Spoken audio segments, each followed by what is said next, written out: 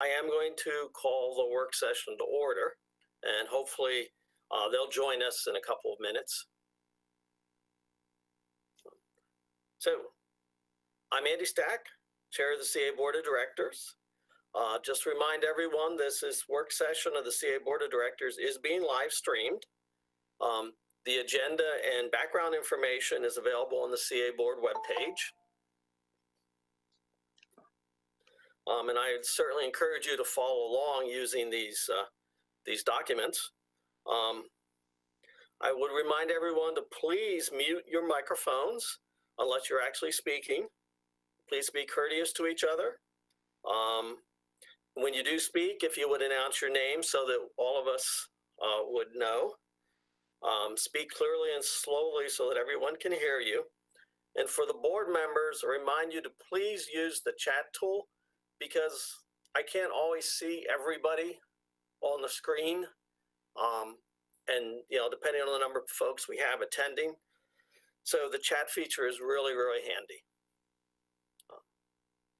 Now, I will introduce each item on the agenda as we go through. And so first, I would like to call the roll so we get everybody officially here. Nancy. I'm here. Milton. Here. Renee. Present. Shari. Here. Janet. Here. Jess. Here. Lynn. Here. Dick. Right here. Jenny. Here. Alan. Alan may join us a little later. Andy, he's here. Okay. I'd like a motion to approve the agenda. Hopefully you've all had a chance to look at it. So moved. Jenny moved. Is there a second? Dick seconded. Okay. Any discussion? Is there any objection to the agenda? No? If not, I'll assume that everyone's happy with it, so move on. So the first item on the agenda is residents speak out, and we have several residents who have signed up tonight. So first up will be Alex Sahemian, followed by Christy Baker, and then Gunther Gottfeld. So Alex, I know you were here and you dropped out, and I think you came back, but are you here, Alex?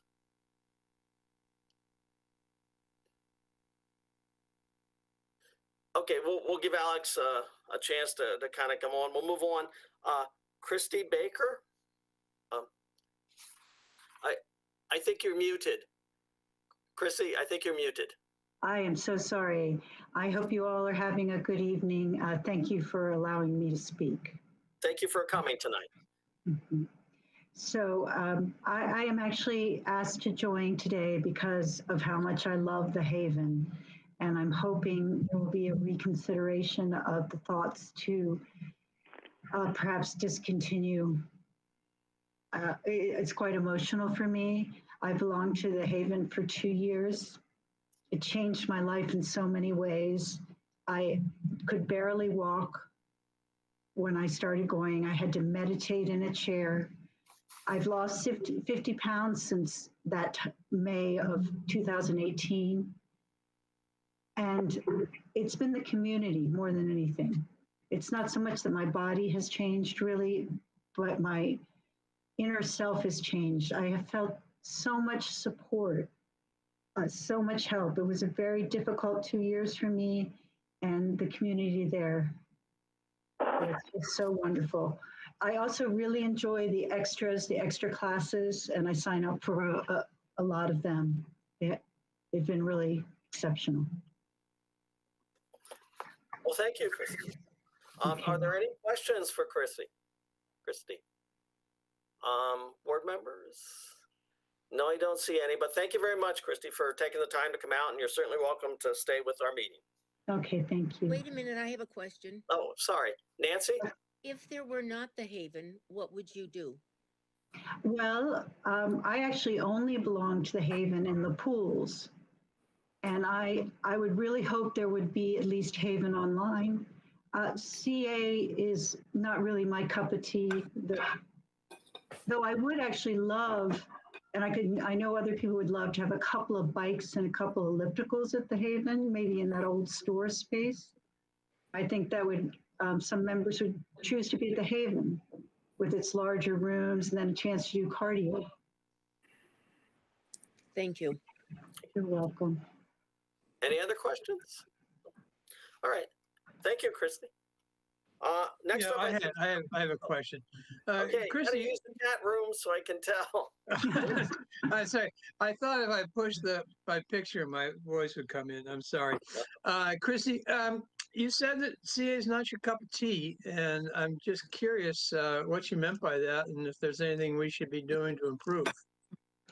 Well, I think it's just a matter of taste. I know there are some yoga classes there, and I'd probably be interested in a Zumba class, but when I belonged to CA, it just always seemed crowded, and the classes were in such small rooms, and the hot tub was always filled. There was not enough water.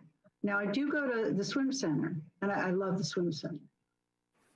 Thank you. Okay, Jenny, you had a question? Yeah, so I guess what you're saying, it's more an atmosphere where you feel very comfortable. The other question for you is, I thought you said something about if CA were offering some of the programs it's currently offering virtually, you would. So in other Yes. words, you have some instructors, you saying you have some instructors at the Haven that you just love. And if CA could if they move them and their classes to another facility, that might not do it, but virtually that might do it, and you'd be willing to pay for that. And the Absolutely. And the swim center. Yes, absolutely. And I also would be willing to pay more for my Haven membership. I don't know if everyone feels that way, but I certainly do. Okay, Christy, what village do you live in? I live in Wild Lake, Uh-huh. Okay, Clary's thank you. Forest. Yeah, thank you. You're welcome. Thank you, Christy. Hickory Ridge. Clary's Forest is Hickory Ridge. Just thought I'd tell you. Okay. Thanks, Nancy. Alex, are you on the phone? Yes, I am. Okay, welcome, Alex. Sorry, I got disconnected again, but can you hear me okay? Yes. Okay. So hi, everyone. Regarding the outdoor pools, considering that among all of CA's sport and fitness facilities, outdoor pools are the most valued and receive the highest priority for funding in survey after survey, it's really no wonder that people are asking you, as our representatives, to likewise give priority to reopening the pools. And it's especially notable that many of the pools targeted for closing for the second straight year are those that serve some of the most diverse neighborhoods in all of Columbia. Think about the optics of singling out and depriving neighborhoods that have some of the highest percentages of African Americans, some of the highest percentages of Hispanics and Latinos, and some of the lowest median household incomes in all of Columbia. From the standpoint of social justice, it's especially important to reopen their pools. And it's time to launch a new marketing initiative designed for the special demographics of those neighborhoods and to promote those pools with new incentives to make them more affordable and to increase usage. Now, there is a clear way out of this mess. Rather than playing one pool off of another, pitting one pool after another, you do have a path forward for reopening all 23 pools next summer, and I'll explain this option. While some cuts in other parts of the proposed budget may be feasible, this option that I'm going to talk about doesn't really require that you scramble to make those cuts. You can reopen all 23 pools and still stay within the proposed FY22 aquatics budget. The proposed budget already contains as many FTEs and as much salaries and wages as was deemed sufficient to open all 23 outdoor pools during the pre-pandemic FY20. And that was just 2 years ago. You don't have to try to cram more people into 35% fewer pools. You don't have to turn families away because there's not enough capacity with fewer pools. Instead of overwhelming 15 pools with swim team and programming time with very little block time left over for recreational swimming, this option allows those needs to be satisfied and spread more effectively over 23 pools and still live within the proposed aquatics budget. It will be accomplished by adjusting the operations of all 23 outdoor pools, just as is being done for the other CA facilities. It can happen without closing any pools entirely, without increasing the budget, and without cutting any other part of the budget. Staff lowered personnel costs in fiscal year 22 compared to fiscal year 20 for the fitness centers, the golf courses, the ice rink, the tennis facilities, the sports park, the arts center, and more. CA found a way to make those reductions and still maintain a reasonable level of service, despite increases in salaries, the extra cleaning, other effects of COVID-19. So, if it can happen with those facilities, it can also happen with outdoor pools. Where there's a will, there's a way. The CA board should ask staff to pursue this option so that all 23 pools can reopen. Thank you. Thanks, Alex. Any questions for Alex? Thank you. Yes, this is Alan. Alan? Yeah, by the way, I'm here. Do you have any more specificity, Alex, than where there's a will, there's a way? Oh, yeah. Well, you look at the numbers. Look at the FTEs for FY20. Look at the salaries and wages. They're practically identical to the ones in FY22. And the FY22 has 8 fewer pools. So it looks like if you could open 23 pools 2 years ago with the same budget that's in this new proposed budget, then there must be a way. There must be a way, just like there was a way for reducing personnel costs for the other facilities. Practically every other facility that CA operates has lowered their personnel costs in FY22 as compared to FY20. So the staff has made some reasonable reductions at those facilities, and I think the same thing can happen not at just those facilities, but at the outdoor pools as well, so that you can open all 23 pools and still have a reasonable level of service. Okay, and I apologize to the rest of the board for I came in late, but I just want to make sure I'm hearing what you're saying. Your assertion is that we opened 23 pools 2 years ago for the same amount of money that we're proposing to open 15 pools this year. Is that correct? Yeah, because thank you're you. having I just to want to live make sure I was with hearing.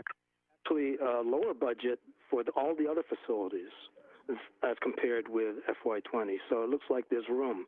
Looks like you have some wiggle room there to open all 23 pools. Okay, thank you. Thanks, Alex. Any other? Ginny, do you have a question? Yeah, a clarifying question. So what you're saying, Alex, is you would reduce the schedule that CA staff is recommending for the 15 pools. You would not keep them open as many hours as the staff is recommending now. You would go back to closing them one day or something like that, reduce hours to take those hours and put them with the other 8 pools. Is that how you? That's one way of doing it. Because if we try to cram too many people into 15 pools, there's going to be a lot of dissatisfied customers. There's just not going to be enough capacity to take care of all the needs that we have, especially the recreational swimming. And do you have any, last question, do you have any comment on the lifeguard issue? The difficulty in getting lifeguards? Well, I'm not sure if that's, if it's too early in the year to worry about that, because I suspect that a lot of lifeguards are waiting to get inoculated, with the vaccine. And then once they feel safe, then I think you'll probably see quite a few applications coming in. There's a lot of uncertainty right now in this month. But that uncertainty, I think, will start to melt away once more people are eligible for vaccines. So I think while there's a near-term issue, but I think that we have quite a few months left before Memorial Day. So I think we'll be okay. That's my hunch. Milton, you had a question?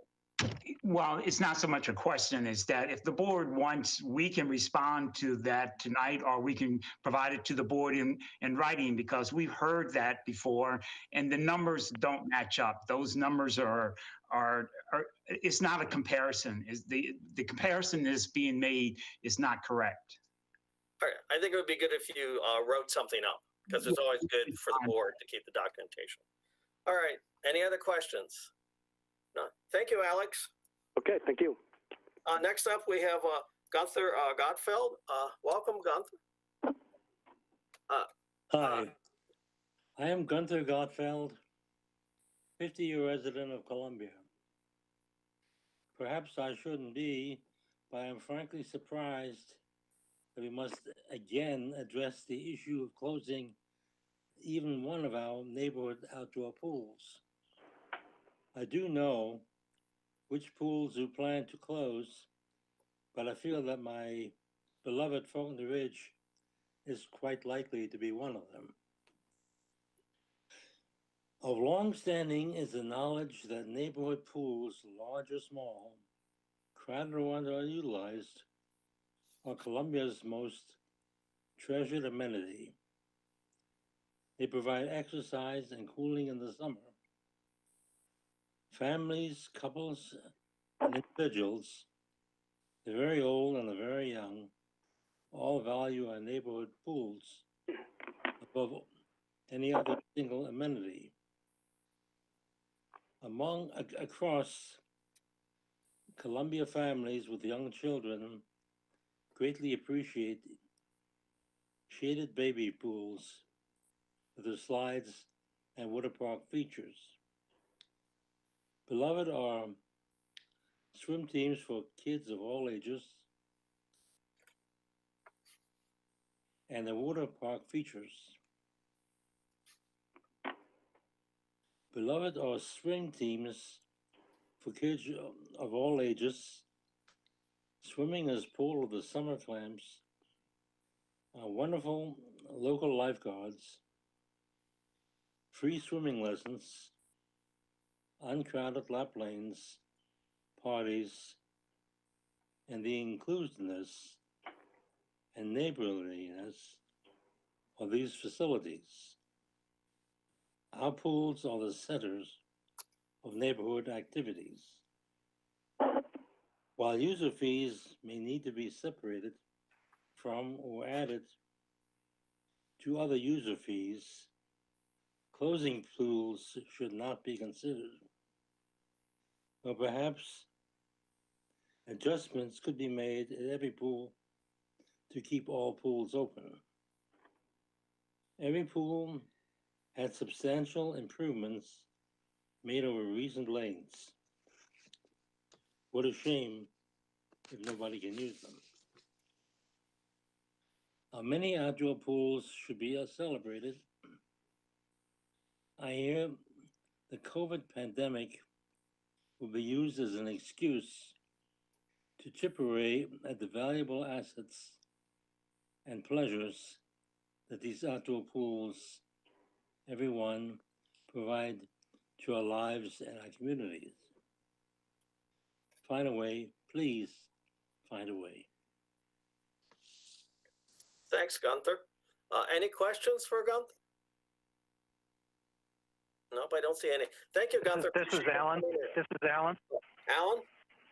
Yeah, Gunther, appreciate your sentiment, and I'll just say I tend to agree. Do you have any suggestions if the numbers don't work out as Mr. Akimian thinks they do?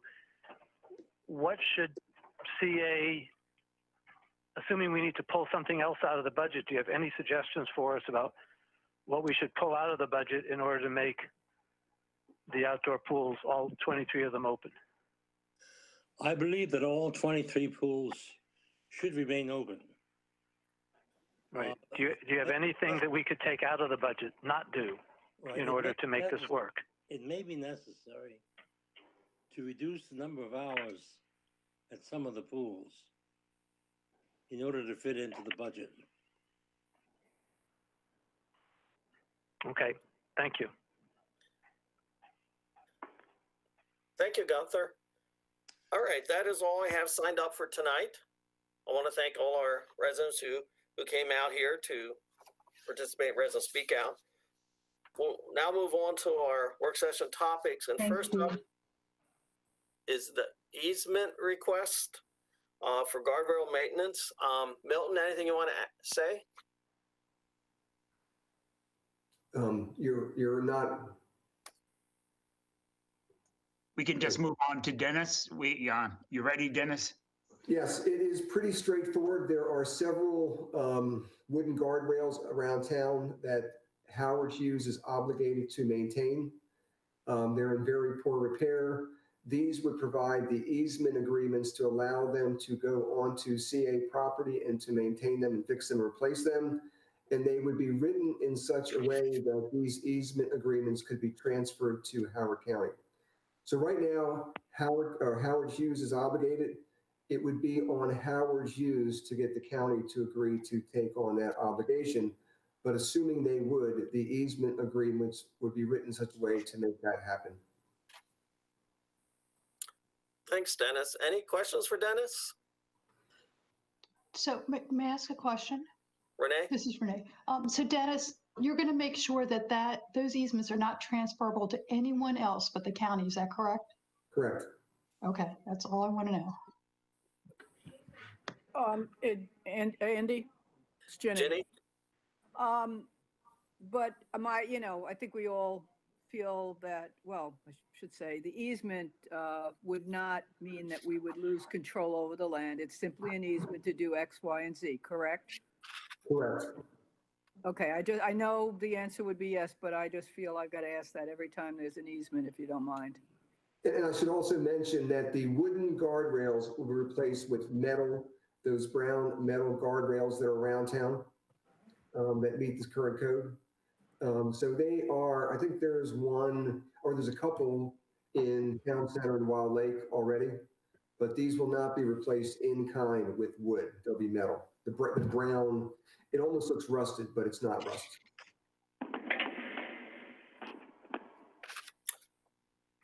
Okay. I have a question. Oh, Nancy. I'm not fast enough to use the chat and to unmute. I'm really sorry. Are we talking about the wooden ones up by the watermark? Yes. Thank We're you. talking about Twin Rivers, Watermark, Stevens Forest Road. There's a couple in Hickory Ridge, in Oakland Mills. They're all around town. It's going to take a while. They're not going to get to it. We've been working on this for probably 18 months to try to get this to happen, to move forward. So it will not happen quickly, but at least it's moving forward. Good, thank you. Shari. I just had a quick question. When these projects are going to be done, is that something that CA is going to be responsible for advertising, or is this something that's going to be taken over by the folks who are going to be doing the work? So advertising in terms of letting the village know when the work's going to happen, is that what you mean? Yeah. So it would be up to Howard Hughes, but we will make sure that happens. Yeah, I think that would be helpful. Just make sure people know what's going on. Thank you. Any other questions then for Dennis? So let me ask the board, is there any opposition to me putting this on the consent agenda for our board meeting? No, hearing none, I'll put it on the consent agenda for the board meeting. Okay, next up, capital projects and open space updates. Milton, anything you want to add before we turn it over to Dennis? No, keep going, Dennis. You're on the roll. Okay, I'm sharing my screen right now. I'm going to go through these fairly quickly. The first is a bridge replacement wood for fiberglass. And I'd like to mention that we are looking where possible, if there's a situation where we can put a culvert pipe in rather than a bridge that had, a culvert pipe wouldn't have the high rails that are required for fall protection. So we are looking into that. It's not going to be it's not applicable in very many circumstances, but where it is, we are looking into it. Dennis, before you move on, I did have a question from a resident who was just questioning. It just looks like from the pictures that bottom bridge has a whole lot of superstructure and those beams and all that. And my response to him was, from the title, it's going over a road, and I assumed it had to do with fall protection and the need for people not to be able to go through. Is there anything else I should tell about why the superstructure seems so more massive with this bridge? So the other, it's actually, it looks bigger. It has a bigger visual impact, but it's actually a lot lighter. It's easier to manhandle. But the bridges are rated to carry a 1-ton vehicle for maintenance purposes. So they're heavy enough so that they certainly can be used for foot traffic, but also so that CA can use them for maintenance of tot lots and other bridges and pathways, et cetera. Thank you. So moving along, the sediment, the work at Lake Elkhorn has been completed. There's some pathway work that is underway right now. That's a combination of pathway work that's being done by CA and also work that the county is doing on their portion of the pathway that they're responsible for maintenance on. The tennis court reconstruction is continuing. The ADA ramp at Oakland Manor is now complete and available for use. We did some kitchen and restroom renovation work at Claret Hall. We have some equipment that I just thought you might find interesting. That is in the during picture. That is a Bobcat Toolcat with a stump grinder on the front. And so before, during, and after, and that is our team members who are doing that work. There was a reforestation project that was done in 2018 around Lake Elkhorn. And so we go back in periodically to make sure that, that the trees that everything there is still viable. And that is CA staff in the before picture maintaining that area. We have the Adopt a Spot program where weed warriors have been taking responsibility for non-native invasive plants. It's a new program. It's another case where we're trying to reach out to the Columbia community and involve them in CA open space. The next is one of our videos, and I just like to say in this video, what we're now able to do is all of our assets are in a Smartsheet database system. And so we can track, so when our guys go out and they work on something, they can take a picture of it. That picture in real time goes right back to the main office. When someone calls in to the open space office about a work order of some kind, that's uploaded into that same database. And in real time, our team members in the field have access to that. And so pictures go back and forth. There's some great, graphics that we use to keep track of, what has gotten done. But let me get this started.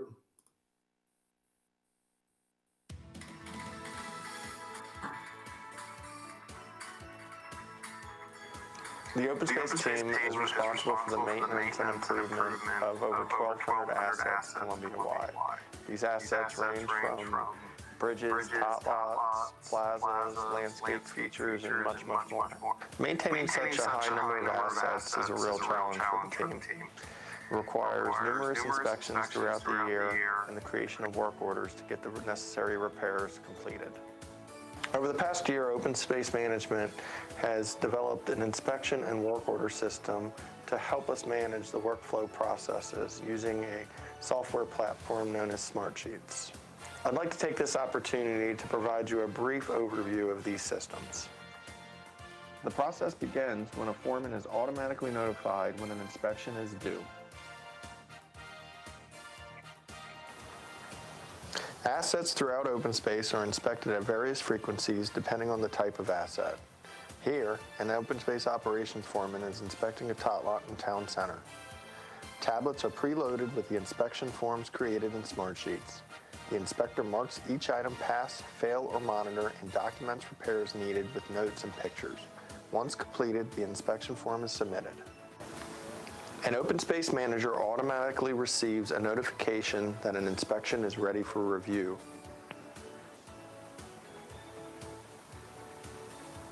The manager reviews the inspection, scanning for failed items. The manager is able to view the pictures and notes uploaded by the inspector.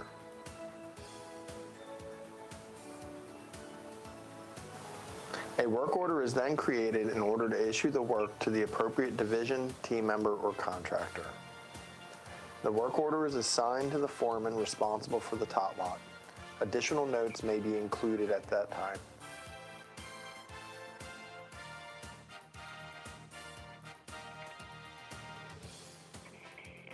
The team member assigned to the work order is automatically notified and marks the work order status in progress when work begins.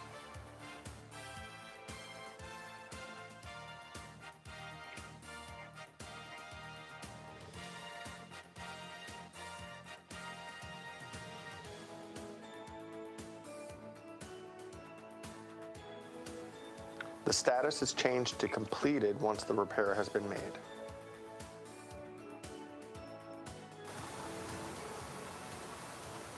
Once the status is marked complete, a manager is automatically notified. The manager reviews the comments, pictures of the repair, and then closes the work order. At this time, the manager also changes the status from failed to resolved on the inspection sheet. The work order system is also used to address maintenance issues called in by residents or other team members. The Smartsheet inspection and work order system helps the open space team to efficiently manage and automate workflows to ensure the expected level of care of open space.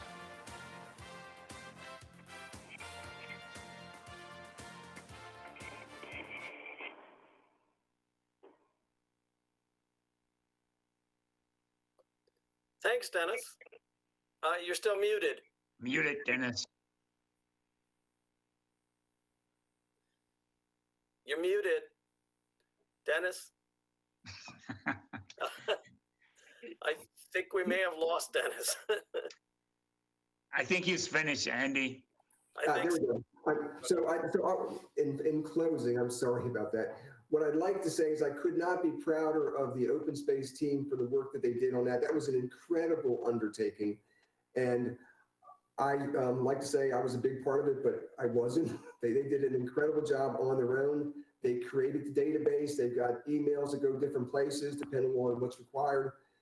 It was an incredible undertaking, and I could not be prouder of the open space team.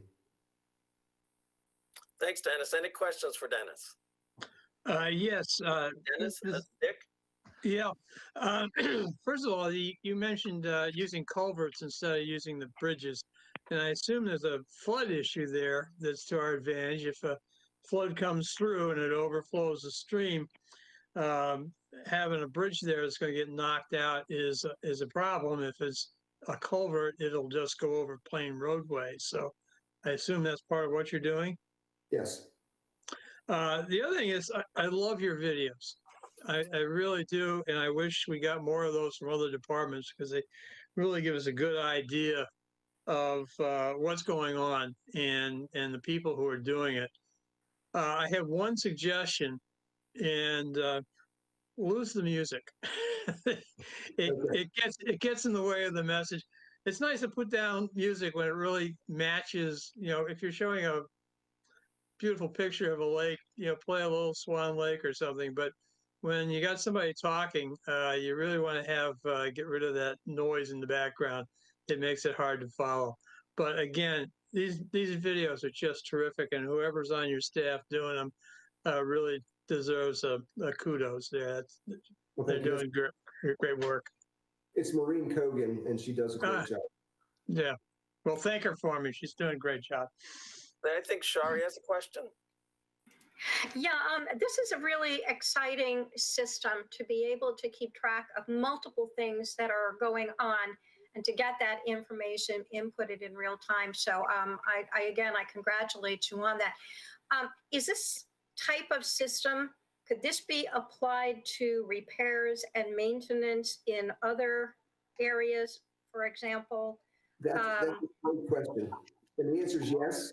And that's the next, the open space team who created this is going to work with they're going to work with facilities maintenance team and try to move that database over to Smartsheet as well. So yes, the answer is yes. All right, that's great, because then to be able to communicate, for example, to the villages and all of that, it just cuts through so much paperwork and lets everybody know what's going on. So thank you, Dennis, and your team. Sure. Okay. Thank you, Dennis. Appreciate the update. All right, I'm going to move on now to discussion of the most recent development tracker. Milton, anything you want to add before we turn it over to Kristen and Jessica? No, let's keep going. Kristen, Jessica, welcome. Hi, good evening. Thank you. I don't have any projects to highlight from the development tracker. There's not much going on right now. Does the board have any questions? Any questions? No, looks like It no seems questions. like since we last met on this, didn't the planning board rule on, and I wouldn't even try to name which one it ruled on, but it ruled on the strip mall, broken land. I'd just like to get your comments. That was Lakeview. Yes, yeah. Lakeview, that's what it is. I know, I was blocking on the name, thank you. Yeah, Lakeview Retail, which was a commercial pad site development across from Lake Elkhorn, went before the planning board. CA provided testimony in line with the board's concerns about commercial development, especially those with drive-throughs along the corridors. And the planning board voted to deny the project in a 5-0 vote. Do you know what next steps are? Or, like somebody going to appeal something, or what's At this point, the developer has the option of submitting an appeal, and that would be reviewed on the merits of the decision and order that the planning board ultimately writes up.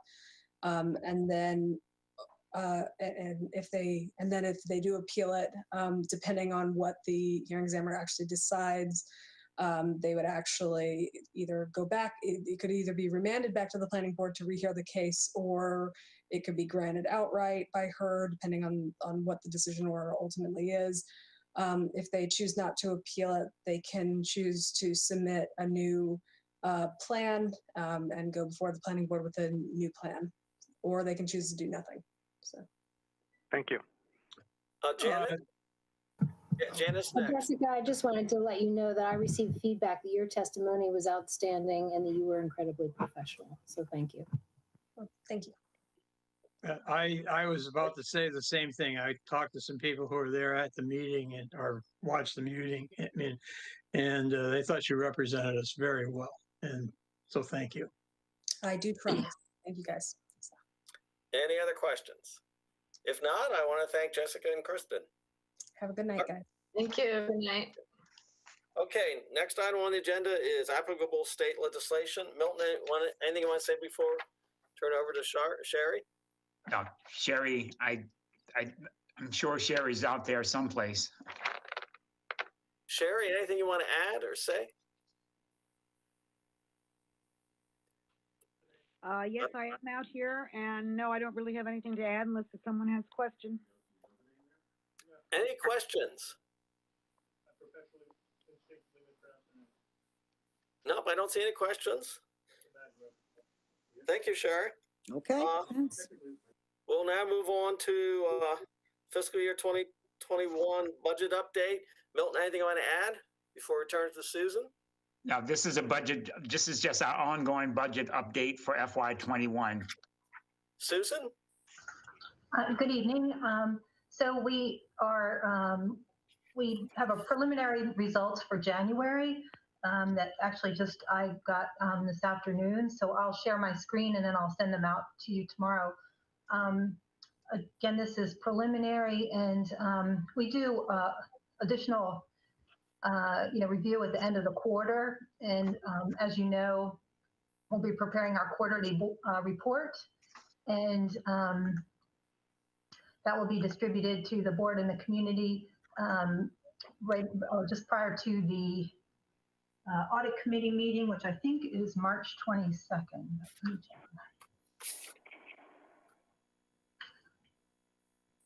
Yes, so the week of March 15, we'll have the robust report. So, and I apologize for the little numbers, I'll make it bigger. So this is organization-wide summary P&L from May through January. That's too big. And at this point, we have a bottom line of $17.7 million, which is typical for the quarter, for the 3 quarters because of the annual charge income.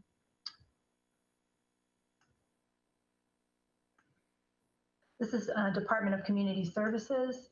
So you can see this is significantly different than prior years because of Howard County Public Schools still being virtual. The team is working on plans to respond to the hybrid model that's upcoming, and we'll see, trying to gauge parents' interest in a more robust school-age services program. So at this point, decrease in net assets for the department is $237,000. And let's see, so this is Department of Open Space and Facility Services. We are essentially fully staffed. We've returned to many of our activities, including tree services and turf maintenance, outside turf maintenance. And there will be a adjustment. You'll see probably, I don't know if it will be in this quarter if we haven't reviewed the fixed assets in total yet, but it might be next quarter depending on when that Lake Elkhorn dredging project was complete at this point. $9.6 million. Then sport and fitness. Total revenue at this point, total income of $10 million, under $10 million for. Expenses at this point of $16.6 and $7 million, the bottom line. And you can see where we have been having significant fee income and rentals for golf. It's down a little bit, obviously, because we're not playing a lot of golf in the snow. But again, the quarterly report will compare the actual results to budget and to the prior year, and provide all of the additional information and reports. Any questions? Okay, I think we have Dick followed by Nancy. Dick? Got to find that little microphone. I was wondering if you had said something at our last meeting about the reserve funds that had me puzzled. You kind of implicated or implied that this was not real money, that there's not $2 million sitting in the bank. It's some kind of funny money that's part of the accounting procedure. It might be money that we're not borrowing or some other thing. And we kind of skipped over that before you really explained. Do we have $2 million in a reserve fund, or is this some kind of an accounting thing that we don't understand and need some explanation on? Well, I would never say that there was something that was not real money or was funny money, ever. So that. Well, I mean, even the Treasury Department talks about M1, M2, M3, and stuff. I mean, which kind of money is this? This is there we have on our in the bank accounts for CA. There is $2 million. There's more than $2 million. I don't know what it is at the moment. I don't have a balance sheet in front of me, but so that those funds are in their cash or cash equivalents in CA's accounts, and the remaining exit loan proceeds from June that we have not needed to use at this point. So that's what that is. It's not designated as a reserve at this point. If the board approves that, or, you know, the cash reserve program initiation, like you did earlier in the year, then we would put that money into a reserve account, but it would still sit on our balance sheet and still be in a CA account. Okay, so it's a rainy day fund, and if it rains, we can dip into that. It would be. It isn't right now. It's just cash. Okay, thank you. Okay, Nancy, and then followed by Alan.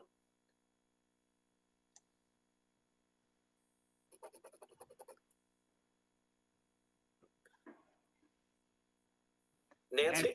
Mute. See, it's too much to handle. I am wondering, and I ask this every year, about what difference Merriweather coming online now with a number of buildings is making to our bottom line. Or are we seeing any difference here? I would have to look at what we projected for this year. I think there were a couple properties coming online. And of course, as properties are completed and are picked up in the tax rolls and are subject to the CA annual charge, they do make a difference to our bottom line. So I don't know specifically which ones are in FY21 or what we projected for the FY22 budget, but I can let you know. But it would have to be, you know, complete, and the state would have to pick it up in the tax rolls. Okay, so that takes a couple months from the time it's complete. Oh, it can take longer than that. Mm-hmm. Oh, yeah. Okay. Thank you. Alan? Yeah, I wanted to follow up on Dick's question. So was he essentially accurate? He sort of paraphrased at the end there that it's a rainy day fund. Is that a reasonably accurate way of referring to it? It would be if you designate it as such. Right now, it's just it's cash on the statement of financial position. It's not income, so if you want to use it for something, it just is a way to pay the bill. It doesn't offset any expense or loss. So, Okay. but it's you know. Okay, right so now, so if there is $2 million, I guess I was on, maybe I misunderstood what you said last meeting, but I was under the impression we couldn't decide it's raining and we need that money right now, for example, to open more pools, just as an example. So if you open more pools, there will be expenses that will flow through on the income statement, and and there will not be any offsetting income. The cash, using the cash to pay those bills, does not generate income or result in offsetting income. So CA would be then in a deficit, you know, a net loss position for FY22. Okay, because we'd be using that cash, but we could conceivably decide that, you know, as I think I said before, God knows if this year and last year it hasn't been raining, what year would it be raining? So we could decide that it's worth going to a little deficit to maintain. I know you wouldn't recommend it, at least I'm assuming you wouldn't, but we could decide to do that. Is that correct? For example, to use the money to keep pools open or some other purpose? You could do that. I would definitely not recommend it. I think one of the reasons that we were able to get financing in the middle of a pandemic and global crisis was that CA has not done that for decades, and we're so you know, honestly well managed. I think that would be a big mistake, but it's certainly your decision. Great, thank you. That clarifies it for me. Shari? Yeah, my understanding about the reserves is that we've also been talking about any kind of environmental vulnerability that our community has by way of facilities, by way of flooding, tornadoes, which we hope we don't see again. But under those kinds of circumstances where there might be something that is catastrophic, that's one of the things that a reserve can be used for. Is that correct, Susan? That would make a lot of sense. That would certainly be, I think that's how other organizations would use them. Again, that would be cash that would help to pay bills, to reduce the need for borrowing, but it wouldn't be income. You would still have those expenses flowing through to the bottom line. Milton. One thing, and Susan, you can explain it better than I can, but I think it's a misnomer to be called those dollars there, that $2+ million as actually a reserve. That's just cash that we have on hand. It's not a reserve because the board is still considering whether to establish a reserve account. So we can't call it a reserve, and it's really. So it would be a misnomer to say that we are spending from our reserve account because we don't have one, and that just happened to be cash on hand. That's correct. That's what I thought I was trying to say. That you're right. Alan? Well, then, so what would happen? Let's suppose we did complete the process of approving a reserve fund. We added $2 million to it every year for the next 10 years. Now that reserve fund has $20 million in it. What happens if the board 10 years from now decides we don't want to have a reserve fund anymore? We want to use that $20 million for something else. Does that, it just is unclear to me why that wouldn't be a good thing if we had a reserve fund to use it for something that we needed it for. I think Milton wants to answer that. I'll start, and then Susan can.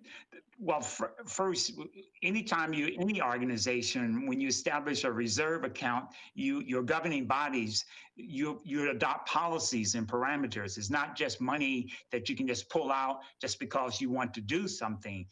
Whether it's a sitting board or a board 5 years down the road, there will be parameters under which that majority of that board will make that decision. Susan and I have been talking about the policy that will be coming to you. We don't know whether we'll be recommending that it's a majority of the board or 3/4 of the board, but it will be a final decision for the board to make when you adopt those policies. But it's just not money you can just pull simply because you want to do something or add something. Well, but if the board at that time, let's not using it. The board at that time just decided this policy is not working for us, and we have $20 million sitting there. Does that money go away? Does that money get used for something? What happens to that money? So you would remove the constraints, right? You're saying basically there are no longer any constraints on these funds. So they would just become part of the general cash balance. And as cash was needed for any purpose, instead of borrowing, for example, you would use that cash. It could be maybe helpful to increase the capital project budget, as long as the organization can handle the resulting depreciation. But you would just remove the constraints and it would be cash and pay, and less debt ultimately. Okay. Probably. Thank you. Okay, Dick, and then we're gonna have to wrap this up because we're gonna get. I have to apologize. I'm still confused. 60 years ago, I took a course in fundamentals of accounting and only got a B in it. So bear with me. It sounds to me, and help me with this, that we have $2 million that we can, if we choose, put into a reserve fund. Correct. We can do that. We have the money to put into this reserve fund. You do right now. If we decided not to put that money into a reserve fund and make it available for something else, some current issue that we can't afford on account of COVID, Could we do that? Could we put $1.5 million into the reserve fund and $500,000 into something else? What's something else? Give me an example. Well, we've talked about the swimming pools, for example. The Haven is another thing. I mean, we've cut back our services considerably and gotten a lot of wailing and gnashing of teeth.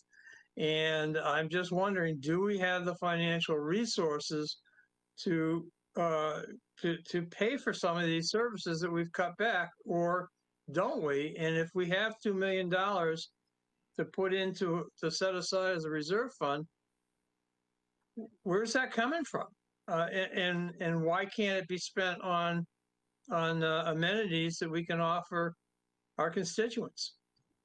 So the $2 million is cash right now, sitting on the balance sheet, and it's cash. It was the funds remaining from the financing that we got this summer that haven't been needed. So to set up the reserve, you would debit a reserve account and you would credit cash. Both of them are assets. There's no income in that transaction. To operate the pools or to keep Haven open, Haven's already, we showed you, is net of revenue is an additional $430,000 of expenses. There would need to be revenue to offset that, or the whole organization shows a loss for this year. The organization CA would have a decrease in net assets. We would have a loss to our bottom line. Okay. Yeah. And that would affect our credit rating, et cetera. Well, it would be something that would we definitely need to explain and would not. I don't think it's not a good idea in my opinion. But okay, thank you. That makes it a little clearer. Okay, good. Thanks. All right. Anything else? Nancy? Nancy. Yes, okay, so depreciation, and I'm still talking about the Haven, I'm sorry, but everybody knows how I feel about it. There's still depreciation that's going to be charged against the Haven, I would imagine. And does that get reduced every year as it gets older, or does that just remain the same? It's straight line, so it's the same. It's the same every year. Mm-hmm. So regardless of whether or not we close it or keep it open, that depreciation has to show up somewhere, is that right? Because we put all that money into it and now we have to continue to depreciate it. Right, we will write, if the Haven closes, we will write it all off at one time. So we will have a one-time non-operating charge of non-cash of that depreciation. It's a matter of timing. Either we record it spread out over the rest of the lease, or we record it when we close. Keeping Haven open is an additional $450,000 of expenses. Over and above that depreciation, that rent, all of those things. Gotcha. Okay. So if we take it all at once, how much depreciation are we taking all at once? I sent that out. I don't, I'll look it up. I sent that out to you probably a month ago, but let me find it. Okay, I don't recall it. I'm sorry. That's okay. All these numbers come flying at me and it's hard to keep grasp of it all.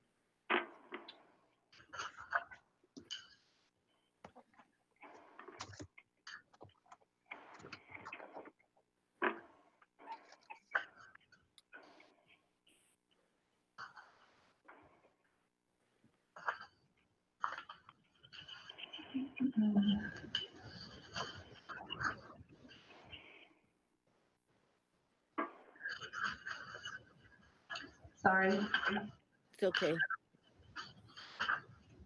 While we're waiting, I'm just going to mention something else that I've thought about, that I think we put in like $14 million into the Haven. Does that sound right, or am I way over? No, that's probably, I think it was maybe 6. Oh, no, I think it was more than that. No, it was not 14 million. I'm sorry. It was Really, nearly 6? split. Because Yeah. I know we went way over budget, and I thought we were budgeted a lot less than that. But, okay. Yeah. Well, Susan is looking. Perhaps Milton, you can answer this one or somebody else. If we had $2 million to put into potentially reserve, that must mean we had a surplus of $200 million one year. So then we had a less than.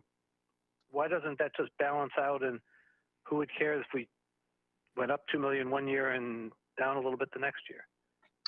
The $2 million is from the loan proceeds this current year. So that also was not income. So it was not a surplus. So we borrowed this $2 million to put into a Right. reserve fund. No, not to put into. Alan, we didn't borrow just $2 million. The amount we borrowed was greater than that. The $2 million plus is just left over from that. I know that, but it seems to me that, then why not just pay off the loan by that much? Because we certainly can't be earning as much interest as we are paying interest on the loan. And if we can borrow it, we could borrow it again, it seems to me. I would love to have your confidence. That was quite a project. So I do recall that. Yeah, I do not share your confidence at this point. Okay. And our strategy was that we would have some excess cash. And anyway, so it would be. It depends on when Haven were to close, what that amount would be. If it's next year, it's 1.7. If it's this year, it's 2.9. If it's 3 years from now, it goes down. It goes down every year. It's the remaining undepreciated asset balance that has to be written off when it closes. Okay, that's what I thought. Okay. Okay, Shari, you had a. Yeah, this question that Nancy raised has come up before about how much CA put in to the Haven to begin with. And I think there are so many people on the board that were not present at that time. Do we have any kind of document that we can see from that initial period? I think there were some assumptions that were made that seemed reasonable at the time, but have not panned out. But it would be helpful to see what those assumptions were. Because I think one of the things is we may have aimed much too high initially and therefore have not met the initial goals, but nobody knows what those initial goals really were. So is there something that we can see from that beginning period? Dan did a really great comprehensive analysis and write-up on the Haven. I think it was last year, so he can send that out. I'll ask him to send that out again. That describes how, what the and he was not here, but going back to what the when it started, what kind of the assumptions, operating premises were, and all those things. So I'll get him to send that out. Yeah, and I think those original documents and, with whatever layer of confidentiality you want to put on them. I mean, I think this is significant because we're talking about a business situation, but I think it would be very helpful if people could see those initial parameters and the initial thinking along with that document. I do have that other document, but that would be helpful. Okay. We've really kind of morphed from the discussion on the 2021 budget into the 2022 budget. So let's just move on to the 2022 budget. Wait a minute. So can I ask one question about the year we're currently in first? All right, sure. So my question is about the lease on the headquarters building. Did you get a subtenant in there, or how did that amount get reduced? I don't believe that it got reduced at this point. So we did get 1 month of deferral, and that's being amortized over, I think, a year, because I think we have to pay it. We're paying that back. I'm negotiating now on 2 fronts with a possible subtenant, a sublease, and also with further rent concessions with the current landlord. Okay, so when does our lease end on the headquarters building? 2028. 2020. Yeah, I thought that, how long have we been in there? 5 years. 5 years. We signed a 13-year lease? 12-year lease. Mhm. Okay. All right. Any other questions on the 2021 budget? Let's move on, since we seem to be very anxious to get to the 2022 budget. All right. We will go to the 2022 budget. And what I want to do is be a little bit more structured, and I sent out the email. So what I'd like to do is start with the reserve fund. And the question was, staff recommends that we put money in, well, we create and put money into the reserve fund. And so let's talk about that and see if we can come to some type of, conclusion or something about which direction we want to head. So reserve fund, discussion, questions. Okay, Ginny's first, and then remember, use your chat tool, because I was trying to get to it to type my name in and take off my microphone at the same time. And then I was going for a glass of water. No. Actually, I did put into the chat forum question, but I'll let Ginny go first. Okay, sorry. Dick.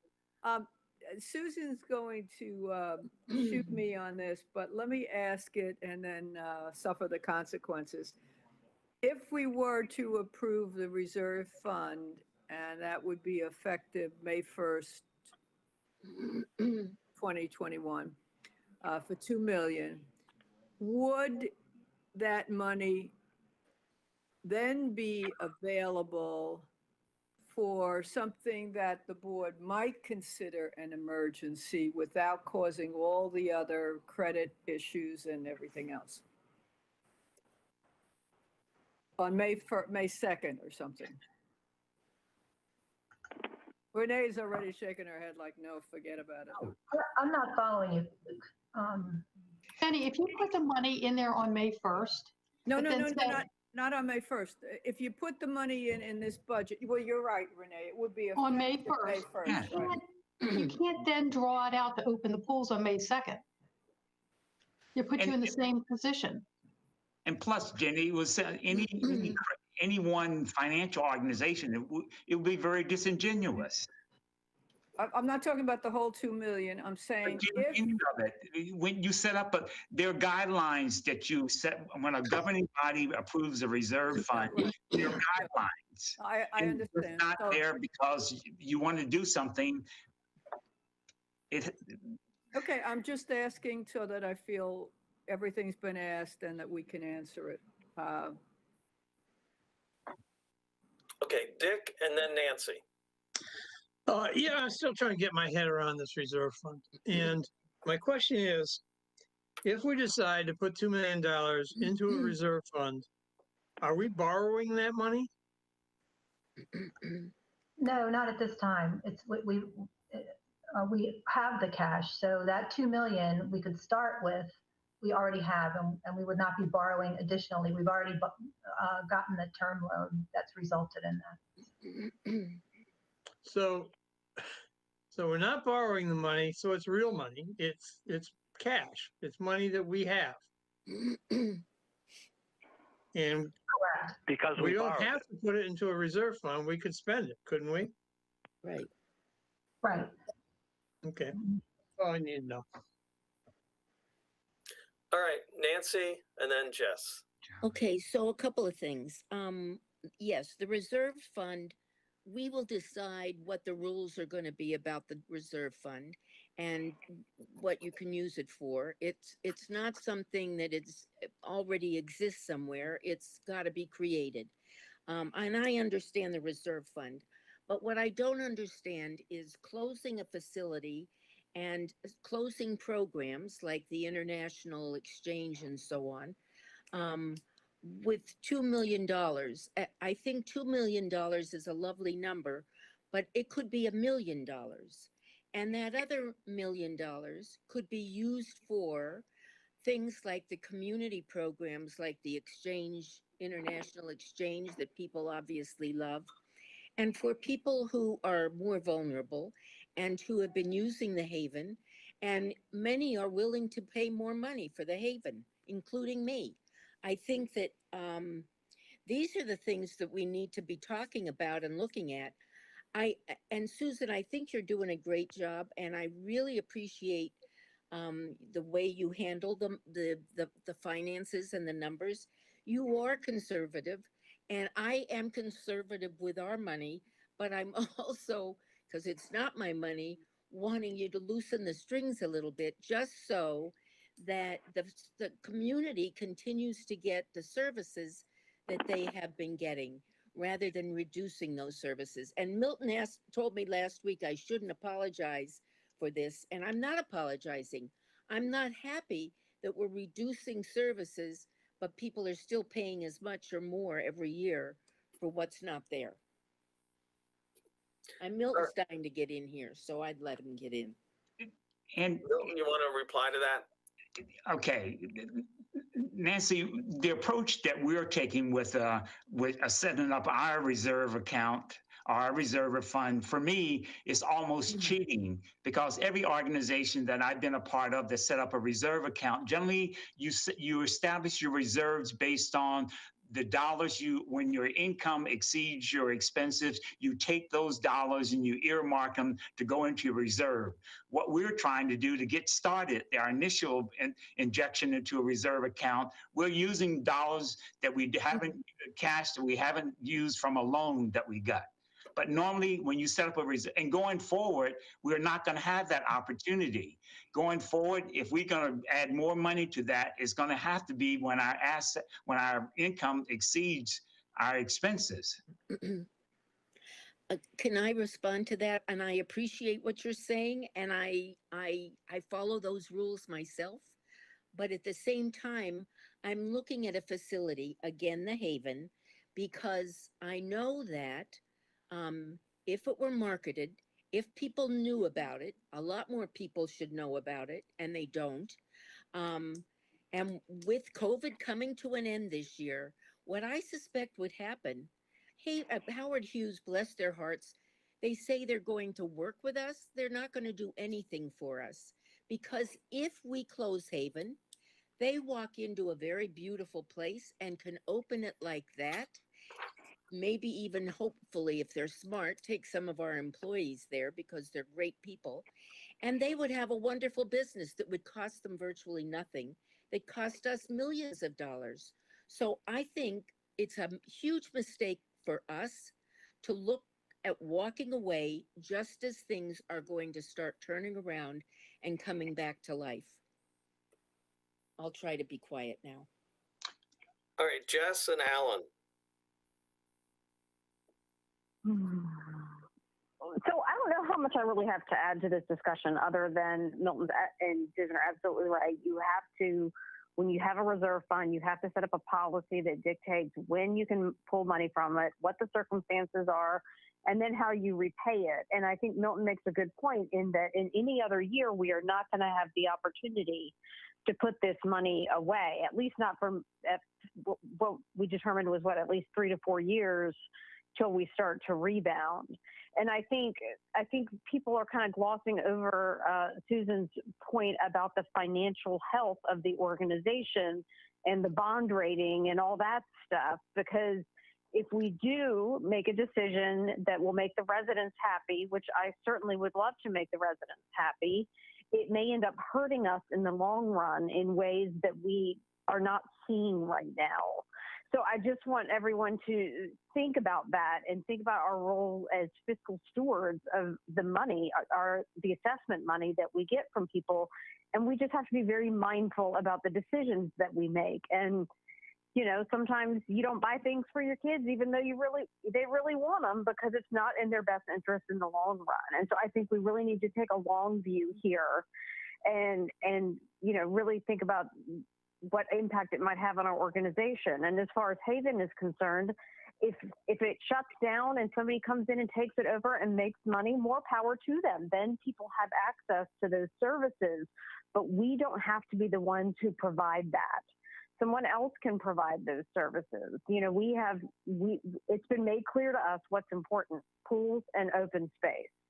That's where I think we should focus our dollars and our energy. And that's my TED Talk. Okay, Alan, and then Andy and Janet. Alan? Yeah, I think that's so I want to pick up from there. I absolutely agree, and I'm finding it hard to stay within the outline you created, because I think there's as I often say, a farther upstream conversation we need to have, and that's where we should be putting our money. And for me, it's never about what makes the residents happy. It's about what business CA should be in, and what makes the most sense in terms of the use of assessment dollars.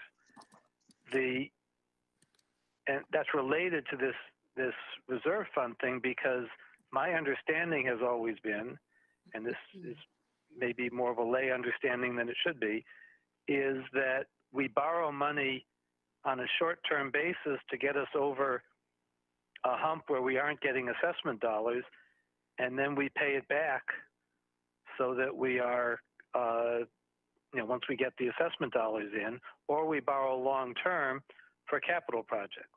And those are the things we borrow for. It doesn't make, I'm having trouble, and I hear the argument about financial health, and I'm trying to weigh that, but I'm having trouble conceiving of borrowing money in order to just put it aside. That doesn't, I'm just having trouble seeing that. I agree. I also, in terms of reserve fund, have real trouble with us feeling free to have whatever reserve fund we choose to have, while at the same time we have our foot on the necks of the villages and telling them they can't have the reserve fund that they want to have. Right. So what's good for the goose is good for the gander, and I think if we're going to go this direction, we need to eliminate any caps on a reserve fund for villages, how they want to use their money. But I agree with Jess that pools and open space, when I think of these, in my best of all worlds, sports and fitness writ large pays for itself through memberships and whatever else, however else it gets money. And with some notable exceptions like the pools, that for me are more about open space and community value than some of the fitness centers are. And so it's open space and the outdoor pools, things like community services, things like the multicultural program that speak to our values and speak to Columbia as Columbia, are the proper uses of our funds. And I'm really not wanting to use, except in a very short-term basis if they need it, assessment dollars to make sure that the fitness clubs stay open. Much as I like our fitness clubs, that doesn't seem to me like a good use of community money. I'm done. All right, Susan, I think, wanted to jump in to answer something. Susan, did you want to respond? Well, I just, it's hard to know where to start, honestly, but one thing I feel like a lot of the conversation sounds like the pandemic and the recession are behind us, and we are still very much in the midst of this situation, and we don't know if there would be a second shutdown, if the variant of the virus goes crazy. We all have a lot of hope, I think, around the vaccines. They're taking a lot longer to roll out than I think we thought. And, even just the normal, like we've had more snow this winter already than we had last year altogether. And those are events that drive our costs. And I just don't, and so while I agree that it doesn't make sense to borrow money to put money away, that was not really the intention here. So what we have done for decades, and you're partially right, Alan, since the last long-term debt issuance in I think 2001 was used a short-term line of credit for our interim needs, even to help with, or I'm sorry, it was 2014 to FY15. So we would build up that line and then term it out. But the short-term rates were so favorable, it just made a lot of sense to do that and to get out from under those old bonds that were not callable at 18% interest in one case, and just get CA on a really good, more nimble financial footing. So that's what we have done. When we borrowed $20 million on the term loan, we had the line of credit at the time was about 17 million. We had to pay that off, and so we have excess. We have extra cash that, and because we've been so careful, with the spending and staffing, while we were closed, while we weren't billing for what ends up being 40% of our revenue. So, if you're all confident that this is all over and we won't need another dime, do what you want. But I'm not in that position personally. All right. I kind of put myself. I just want to say that was not my supposition, that the pandemic's behind us. So I just want to be clear about that. It's interesting hearing this conversation, because this conversation has been over and over again, board after board after board. It's the same reason why we don't have a reserve fund. We always find something better to use the money for. I mean, that's been the whole problem of why. And I think what happened with the pandemic, with the COVID, kind of finally said, look, we really, really need to establish a reserve fund. And we just have got to bite the bullet. And for the next time, because,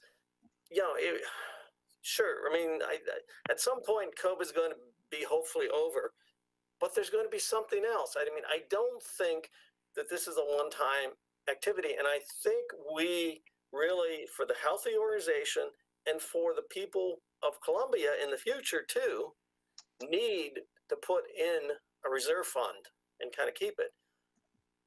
Say is, it has been years since we have run a negative budget, a negative operating budget. We did it years ago. We got ourselves deep into trouble, and it took, I don't know, a whole decade. I mean, it just to finally get us out of that hole.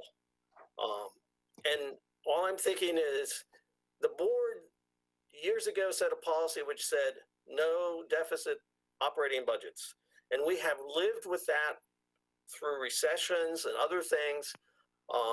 And I'm going to stick to that. No deficit budgets.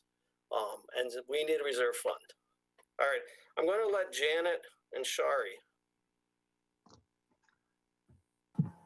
I obviously am in favor of a reserve fund. I have been for years as an individual, and have never had anyone on my side. So at this point, I agree with Justo. I'd like to find out where the winds of the board are blowing so that we can at least get it. If there's a pretty clear decision here, then let's move on. I think we've definitely, but also I'd like to just call out that just because we don't have a reserve fund doesn't mean Haven's staying open. Like, let's not mix up things here. I understand the community services. I am fully supportive of the community services, and I think that staff has done a really good job of trying to balance the needs of the community. Whether there are additional creative things that, someone can think of outside the box, that's possible. But, just because we decide not to have a reserve fund does not mean that all these things get funded. So let's not mix apples and oranges here. to begin with.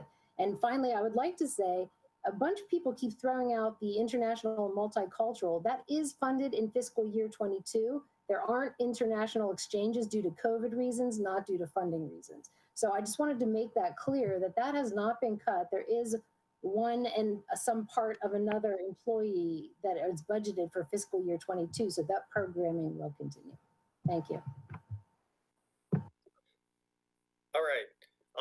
Shari, and then I'd like to actually ask the board what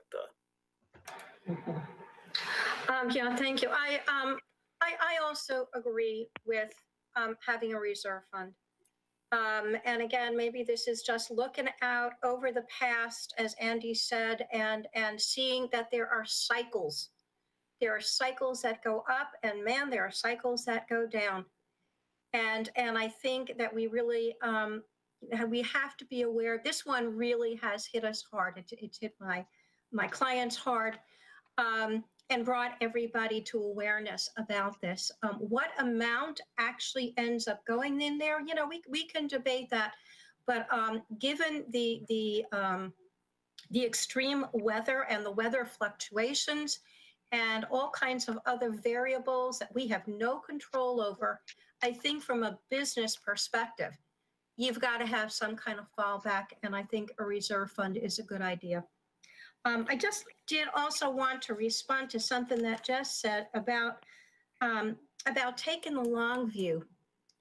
And so I was thinking about this the other day, that really, of all the facilities that CA has, the Haven is the one that's situated in downtown, where we have a plan. There's a general plan. There's a plan for the future.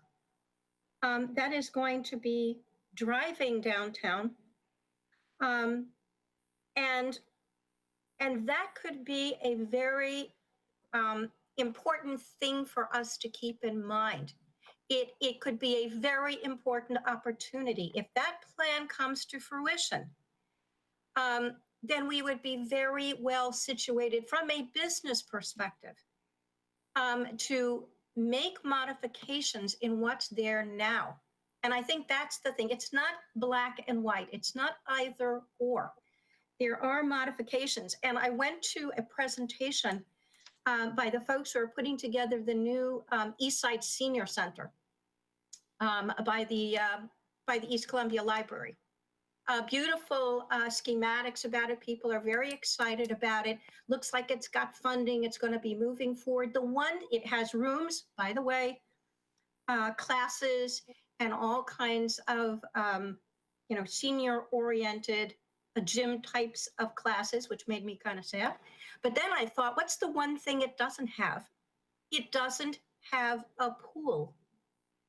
And we have a facility and a pool that could be very nicely integrated with the needs of the senior community. So that might be something that, that I just sort of got a spark about that. Could we do some sort of cooperative arrangement, some kind of leasing arrangement? We've done this with other groups. We've done it with hockey groups. We've done it with the swim groups. Why not try to do it with the seniors and maximize that facility? It's there. I think we could be doing something creative with it. And as far as the future is concerned, there is tremendous business potential there. So before we throw out stuff, before we, take a black and white view, let's just think about that kind of thing. All right. Look, the question I think, Roy, before the board is, staff's recommendation is that we begin the funding of a reserve fund. And so what I'd like to do is just get a sense from the board as to where you're leaning. And Andy, I have one more question before I can go there. I just okay. Don't know.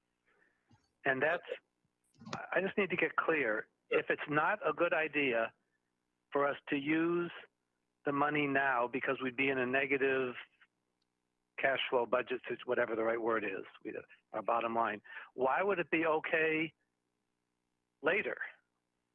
Because the argument, it seems to me, is that we're going to be built, if I understand the argument, we build up a fund and it's like, then can't touch it because we'd be in a negative cash flow or a negative bottom line position, and that's not good for us. Well, you don't know that for sure. And if you were to use it for a capital project, it wouldn't be the case. So,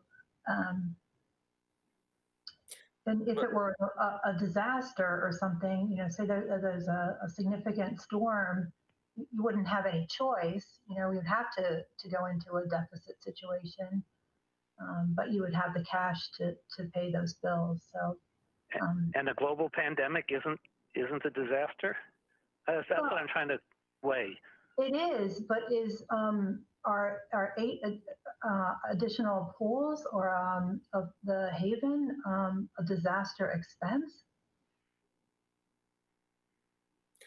All right, I give Lynn a chance because she's been very patient.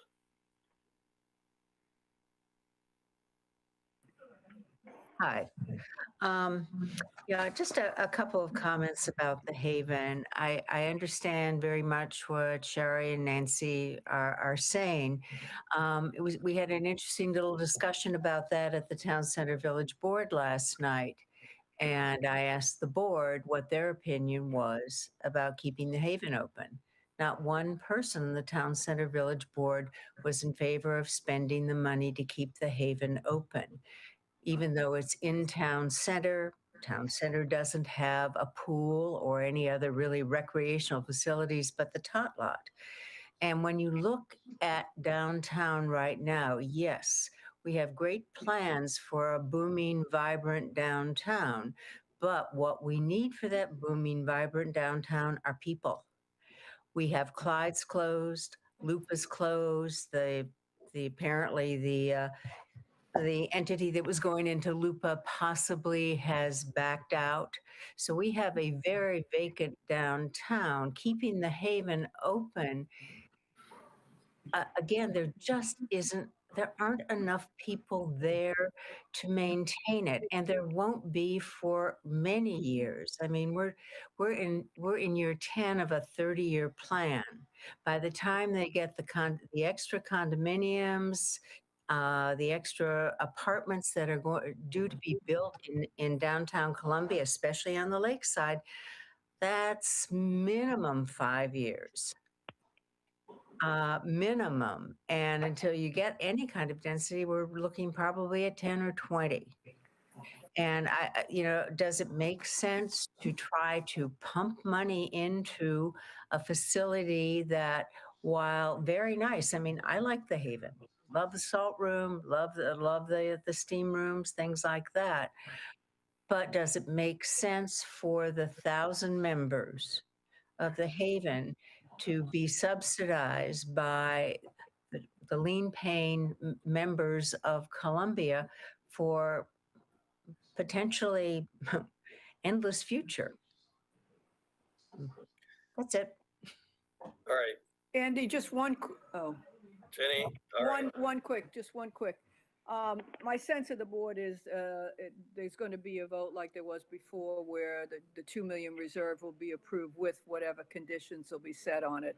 But I just have one quick question. If the board weren't to vote that way, Susan, where would that money stay? Would it stay outside of the FY22 budget and just in that loan item area? As cash. Again, it's not an operating item. It's not income or expense. So it would just continue to be on the statement of financial position. Okay. Thank you. All right. I really would like to kind of get a sense of the board here on the reserve fund, because then we have other things, because we're already started with the Haven and that. But who is in favor of funding the reserve fund as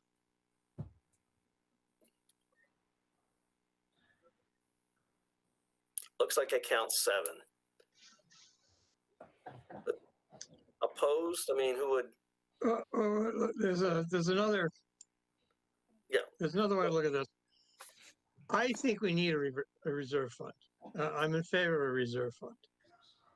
I don't think that we should borrow money to fund a reserve fund. I Yeah. know we're turning debt into cash and all this fancy stuff, but it seems to me that right now we are in deep financial caca, and the time to start a reserve fund is when we get out of the hole.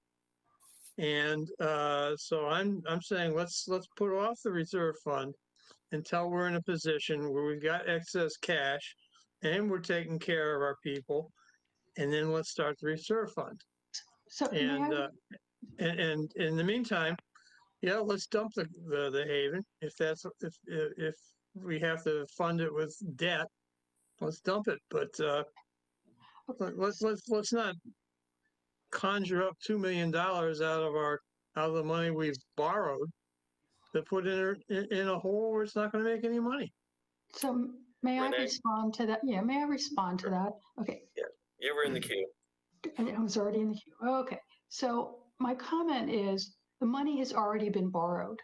And if we pay the money back, just take $2 million and pay down the term loan, which we could probably do, and then something came up and we needed that money, we would have to go back to our first lender and say that the second lender wanted some collateral and have to work out all types of agreements, and it would get costly with legal expenses, and we would have a higher interest rate. So we're better off leaving the $2 million in the organization at this point in time and setting it. You can say you're setting it into a reserve account or just leaving it in the checking account, but not spending it. So I prefer a reserve account, but we don't have to have a reserve account. But I definitely don't want to give it back to the bank and have to be forced out to borrow money in a year, especially if the economy is still in disarray. And that's pretty possible given the fact that we're dealing with variants and vaccines that aren't here. So I think that we borrowed it and we have to live with it. So that's where we are. And I would put it in the reserve account. And before I'm done, I understand that you guys want to keep the Haven open. And I did go on a tour of it. It's a lovely facility. But my question to you is, if we keep the Haven open, which outdoor pool are you going to close? Name 3. I can't think of 3 that I'm willing to close. We'd be down to 12 pools. I think we have to decide, is it outdoor pools or is it the Haven? Just a thought. All right, well, we're on the Haven, so who else would like to talk about the Haven? Alan, I think you have your... I am real sympathetic with people who love the Haven, but I put the Haven in the same place that I put the other sports and fitness facilities. If Haven can make a go of it and pay for itself, great. But I don't think that it really boils down to, much as I or anybody else loves the Haven, I don't think that community assessment dollars should be paying for my privilege to go get a salt bath. And that's what it really boils down to if we keep it open. I wish there was a way, because we're going to lose money on it.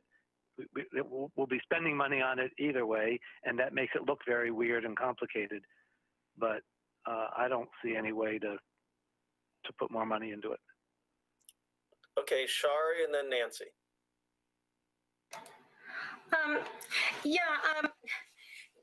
I'm sympathetic to what Lynn just said before about referring to the 1,000 members. But I was thinking about the golfers and how many, we have 2 golf courses. We have a more public type of golf course. And then we have golfers that are part of organizations. That's something that's easy for us to identify with because we've had it for so long. But Haven is a unique place that is something, as Dan has said, was maybe ahead of its time, but is talking to a different, and in some cases, younger constituency.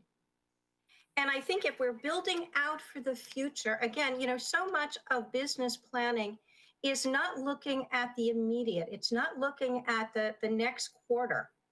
It's looking out years ahead. And I think that there will be, unless, all of Columbia ends up crashing and burning, which I don't think is going to happen. I think there are good things in place where that's not going to happen. We can be looking at Haven perhaps in the same way that we've looked at the golf memberships, as memberships that are separate, as a separate entity that you can just become part of, as a facility that can be leased, a facility that can be in a cooperative arrangement with other partners. We've had these debates so many times about what is self-sufficient or self-supporting. If people at Haven were willing to pay more and it wasn't going to cost us this enormous amount, I think about the maintenance costs at the golf courses. And those are enormous amounts too, but we all accept that. The cost of the tennis courts, we all accept that as being basic maintenance because we have constituencies that have been supporting them for years and years. But somehow we seem to have zeroed in on Haven as something that's not worth supporting. And I think there's ultimately going to be more business potential there. Okay, Nancy and then Dan. Nancy, I think you're muted. Sorry. First of all, to what Alan said, if the facility isn't making money, then we should close it. Then we have to close all our facilities because I don't know a single one that is making any money. I looked at Susan's numbers today, and Haven is losing no more than they are. I also want to remind you all that the facilities, all of the facilities, are subsidized by the annual charge. So if people who cannot afford to be members of CA, whether it's just the pools or whatever it may be, they are paying for people who go to the salt room. I don't really understand, except that I am willing to bet that most of you have never been or maybe never needed a place like the Haven, and you should be very grateful. But I see a lot of people who were coming in with canes. I saw a woman who came in on a motor scooter and then got in the chair and then into the water. I mean, this place is a healing place, and I don't think any of you have any sense of what the Haven is. And that's why it's easy for you to dispose of it. I agree completely with Sherry, and I've said it before. When those condos go up, you're going to have an automatic market right there. I just think it's foolish for us to have spent whatever amount of millions we've spent already and then walk away, close the door, and that's the end of it. I just think it's a real mistake. I'll try to be quiet, sorry. Dan, and then Dick. Okay, I'm going to be like Susan, and I'm not sure where to start with all of this because there's a lot to unpack. You start with the fundamental difference between Haven and everything else is that we don't own Haven, and we have the lease, and the lease is really what's killing us, as opposed to the facilities we own. And I think Shari's the one who's had the benefit of ownership. Is all the depreciation that goes along with it as we keep it up. But we own it. Haven, we don't own, and we have a lease and we continue to pay the lease. And so that is what's fundamentally different between Haven and everything else. And that's why Haven has a standalone membership, because it has a rent it has to pay for. It has to be self-supporting, and it's not. It was a year ago. Probably a year ago today, if we looked at the calendar, it's probably pretty close, where I presented on the Haven to get the $1 million released so we could move forward with bringing the spa in. And I was challenged by this board pretty hard at that time. I was asked how my numbers could be trusted, that how, how is this going to happen? There wasn't a future there. Everybody was arguing with me. So now to sit here and have the opposite argument that the future is bright downtown after the pandemic hit and buildings are going vacant and empty. I mean, that's I just don't even know what to say about that. That's a really confusing and leaving me a little bit flustered at the moment. The 365 days in a pandemic, like the discussion has flipped completely to where a year ago, nobody believes that it can be successful. And now a year later, in the middle of a pandemic, that the future's bright and it's going to be successful. So I think we really need to consider that, and it's not. And I will go back, even if we talk about how bright the future is downtown, we had a head start, and that's why I believed Haven could have made it.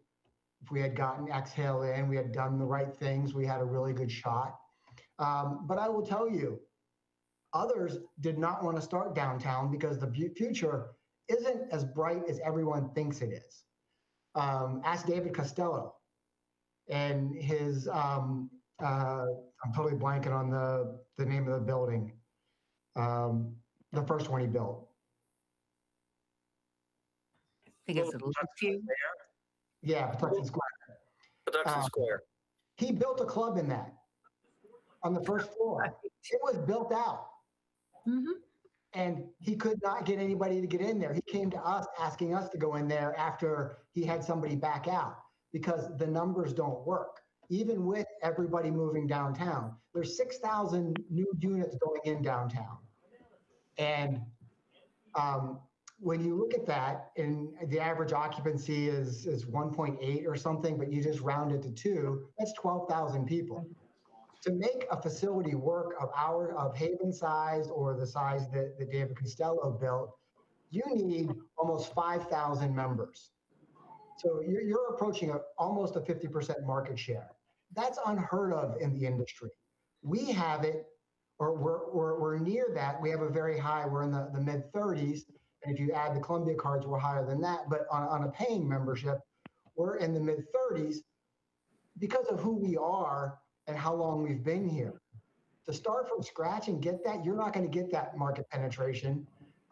We have the advantage because of who we are, and that's why we could have done it. So it's not the business environment that people think it's going to be. Even Howard Hughes, they couldn't, when I asked them the same question, they couldn't answer me back when they were hell-bent on putting a club downtown in the far section, because it just doesn't make sense for somebody else to come in there. It's not saying somebody won't try. Anybody with deep pockets will make a shot at it, but it's not a tremendously strong argument. And all the arguments I'm making are from a financial perspective on what, at this point in time, I believe is the best for the community and for the organization. I believe in Haven. I believe in what it does and what it delivers and what the impact is on the people that go there. That's why I fought for the past 5 years to keep it open. But from a financial perspective and from, like I said, a community and organizational perspective, it's a very difficult decision, but it's the right decision because of that lease and because of the overhead and because of the other compromises that have to be made. Everything's on a scale right now. And I think that is the one that needs to go because it's the most vulnerable and it's going to have the least impact over the long term. Dick?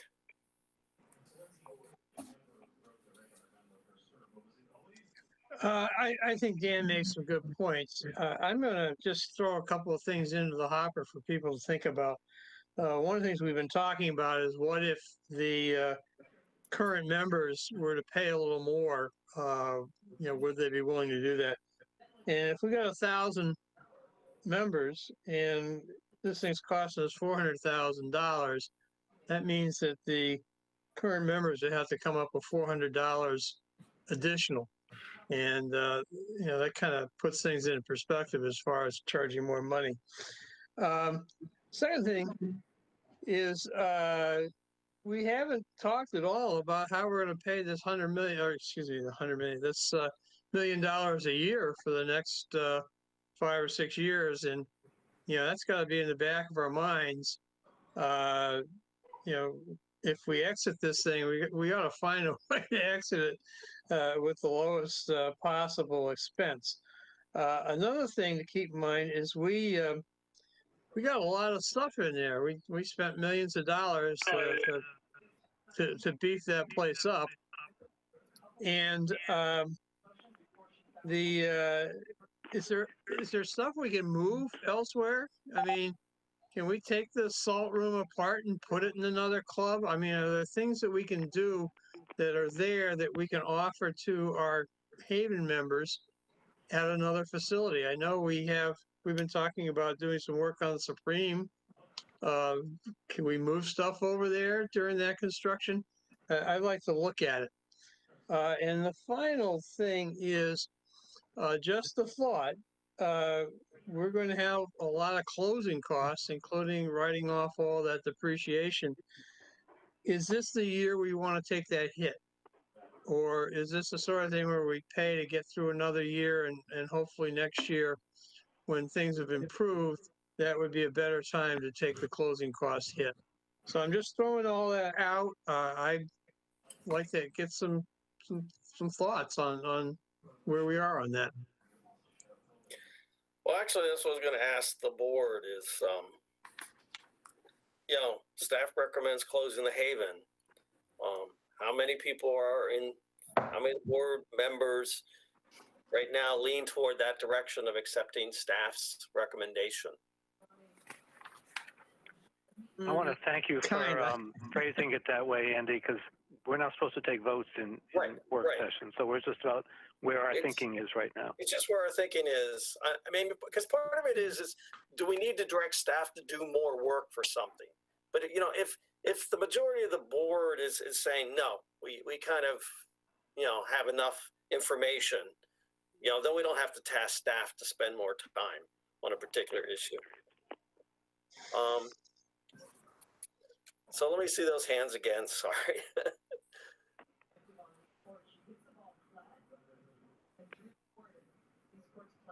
Okay. Those opposed, or say not in favor of what staff is proposing.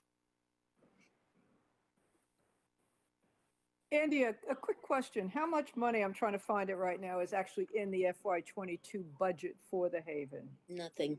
Nothing. No, it's about $2 million. We got to find. Close. Well, because you have to pay for the rent, and you have to pay for the. No. My question is, if closing it, there's still a cost involved. Right. $2 million. So where is that in the budget? I'm trying to. Yes, it's in the budget. Yeah. Okay. It is. Yeah. Okay. I have another question. Okay. I wanted to know, we've never met the Realtor and we've never heard anything from this person. But I've asked the question several times and have never gotten an answer. If there's been an agreement signed, which I'm willing to bet there was, that if they do rent the place, what is their fee? I know a Realtor who doesn't work for free. So I'm willing to bet that they're going to charge you something for finding them a tenant. Yes, we have an agreement. We have agreement with a commercial real estate organization to help us explore options for the Haven space. And what is the fee that they are going to charge you once they find you, if they find you a tenant? I don't know what that is, and I have to go back and find it out. Yeah, I'll find it, Nancy. I'm sorry, I don't know it off the top of my head either. They're the same realtors who helped us with this headquarters space and have been helping us with other matters. So. Okay. And we got them on a competitive basis. We did an RFP for that. I'm sure, but I would really like to know that amount because that could be significant and it should be included in the cost for closing Haven. Well, we haven't incurred it, and we don't know whether it would or not. So I understand. Well, yeah, it's not so I can't include it in the cost for closing. Okay. Wouldn't that fee be offset hopefully by more than what we get from whoever sublets? Yeah, there should be a return on that there's a return that's greater than the fee. That's Is it a sublet or is it going to be, they're just gonna take over the lease? There's a difference. We have no one right now, and no one is really, we haven't marketed the space because the board hasn't made a decision. So there's nothing right now, right? All right. Andy, I have a question. Yes, Janet. Actually, two questions. So, Susan, in the event that we could sublet or transition the lease, would that be additional money that we could budget for something else? It would reduce the, it would reduce the expense that we pay. We will not sublease that space for what we're currently paying. So it will help us. So yeah, that if we were successful in subleasing that space, then that would reduce that expense, and it could be free up those funds for something else. I wouldn't count on that, but No. I'm not counting. I'm just trying to, because right now we have budgeted for the entire loss, and so right, we recognize the entire loss. Because that's all we know at this point. Yeah, that's why I was asking the question of how much is in the budget. So Dan, the question on the services from Haven, I know like the cold plunge and that kind of stuff can't be transferred. But one of the residents earlier had mentioned like the virtual classes. So I was curious if there would be opportunities sort of to, you know, as a CA membership, I guess, add on. I don't know how that works, but like what kind of opportunity you would foresee for continuing virtual classes. I don't know if any of the other more specialized amenities like the salt room, if there's any possibility of transitioning that somewhere else. So some of the physical assets like the salt room and the steam room, there's little kids. Yeah, okay. Just the physical constraints of the property. But you know, as far as the programming, the team is already looking at possibilities of what programming makes sense to transfer and put in other places.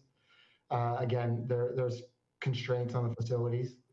You know, we're looking at a couple internal spaces that we could do some things. As far as virtual goes, we're going to continue doing that. Yoga is actually probably the easiest thing to do. Dick was at the Health and Fitness Committee meeting the other night, and they asked this question. Our big constraint with going full on in virtual is the music licensing. We can't afford to pay it. That's why only the big dogs do that. And if you pay attention to the news, Peloton was sued last year because they weren't even properly licensing the music. So when you start broadcasting outside of the club, we have licenses for inside the clubs and the facilities, but as soon as you start broadcasting it, they get a little bit touchy. So everybody's trying to figure out, everybody who's not a national chain is trying to figure out how to navigate that effectively right now. Thank you. All right, are we ready to move on to outdoor pools? Well, I have one final question. Dick? I think what this comes down to is we're going to take a big hit on this. And when do we want that hit to hit?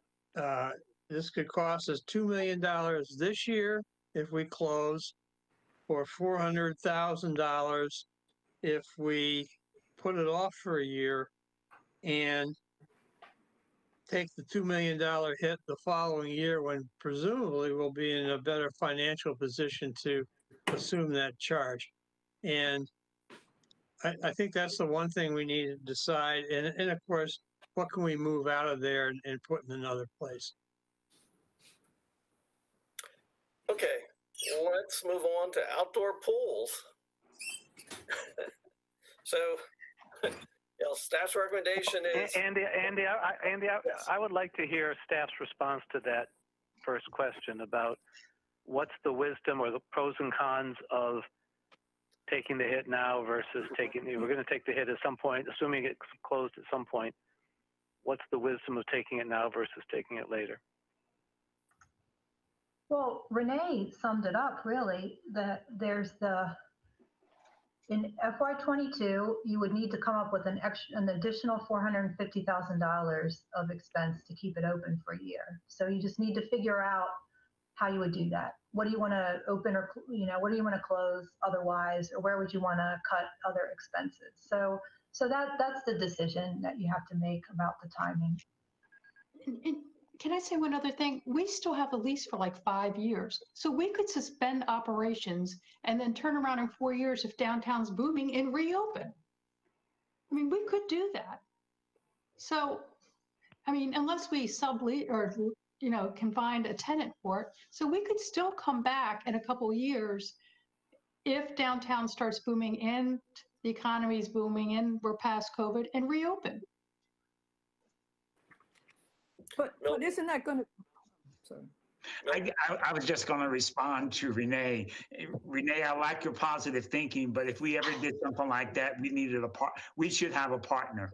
I agree, Milton. I'm just saying that we still have the keys. Yeah, we're still leasing the space. We are. And Susan didn't answer my question, because where are we getting that $2 million to close it down? So that is it's a non-cash expense. So it would be a one-time write-off. I'm looking at other offsetting adjustments, hopefully, but we're still working on that. So, but it's not a cash item. It's a one-time write-off. It's not ongoing operations. And, All right. And Jenny? Okay. yeah, but Susan, if we close it May 1st, and we don't have a partner for a while, it is still going to cost us what you have in your chart here, X number of dollars every month, right? Right, we still have to pay the rent. Right, the annual rent, the remaining lease commitment, the annual estimated CAM charges, all of that, which comes to about $1 million a year, $1,120,000 a year. So that's, but I asked before, what is actually in the budget to pay? That's in the budget. That's in the budget. If you look at the Haven page and the rent line, it's in there. Yeah, it's the $1,220,000 is what's actually in the budget, not the $2 million. That's what, right? Correct? Right. So there's also depreciation expense in there that would go away if we close it as well. So I don't know how to answer these questions, really. I'm sorry, what I was trying to do is Dick was referring to the 2 million, but actually in the budget, I'm just trying to help. There's actually, well, I'm trying to find it, 1,200,000 or something. But Jenny, they're not the same. No, I know, but in the budget, right, expected in FY22, Jenny, you have listed a certain amount of money in the budget that is set aside to pay the rent if we don't get a partner or. Correct. That's correct. And that figure is 1,120,198. Yes. So I'm just trying to work on what Dick's talking about there. So that's the figure we would use if suddenly May 1st you got us out of this whole thing. Okay, board. Not going to happen, but.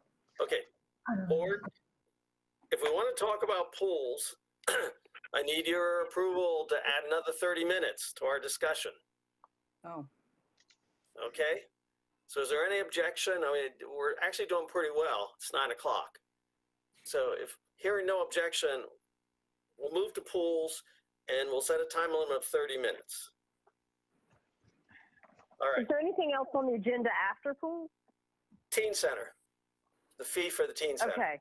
We can always. And then we have one more meeting before we vote. Next Thursday, we have another work session. Can we do the teen center first? I think it's going to take less time, and then whatever's left we can do to the. Okay. All right, Teen Center. Anybody want to ask about the Teen Center? So. Renee. Yeah, this is Janet. This is the teen center that you were talking about, I believe. Okay. Yes. So I believe that we need to come up with the funds to make that teen center free and expand programming. that this is an essential service that Columbia should be offering in this neighborhood. And I just, I'm just speechless that we would try to charge parents who need this service for their children or young adults, teens, a small fee of $25 to walk in the front door. I think we should find a way to make it free.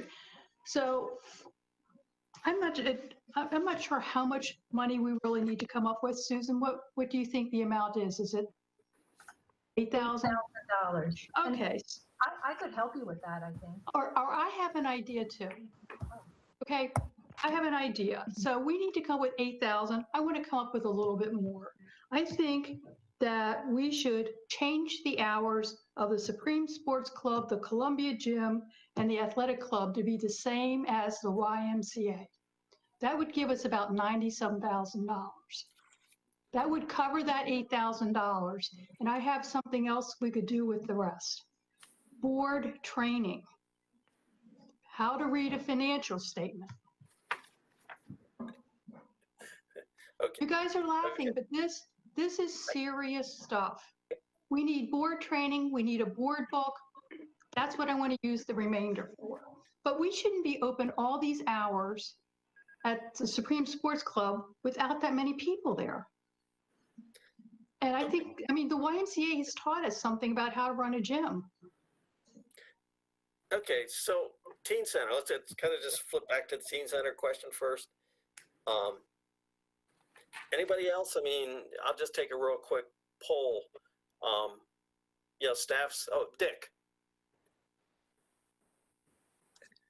I think Renee has a very important point there.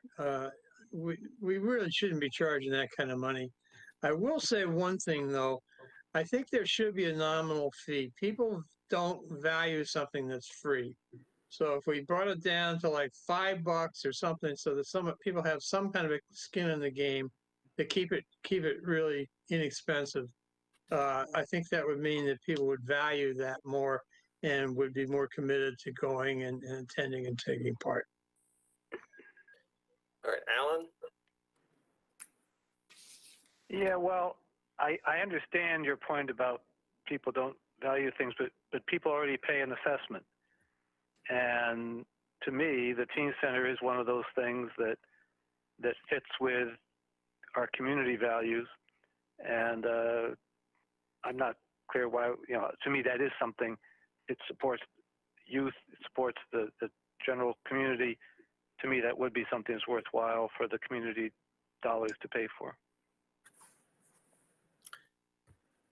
Janet's next, and then Ginny.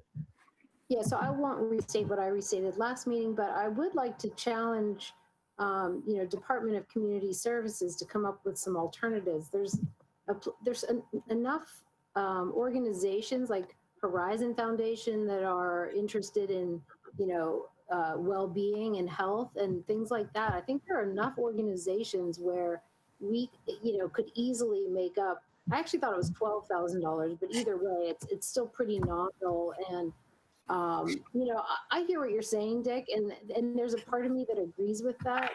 I'm just saying that I know that the kids who use this are going to use it, and they're going to use it. And paying $5 might actually prevent the ones who are really going to use it from even going. And I'm going to withdraw my comment. I'm sorry, you guys.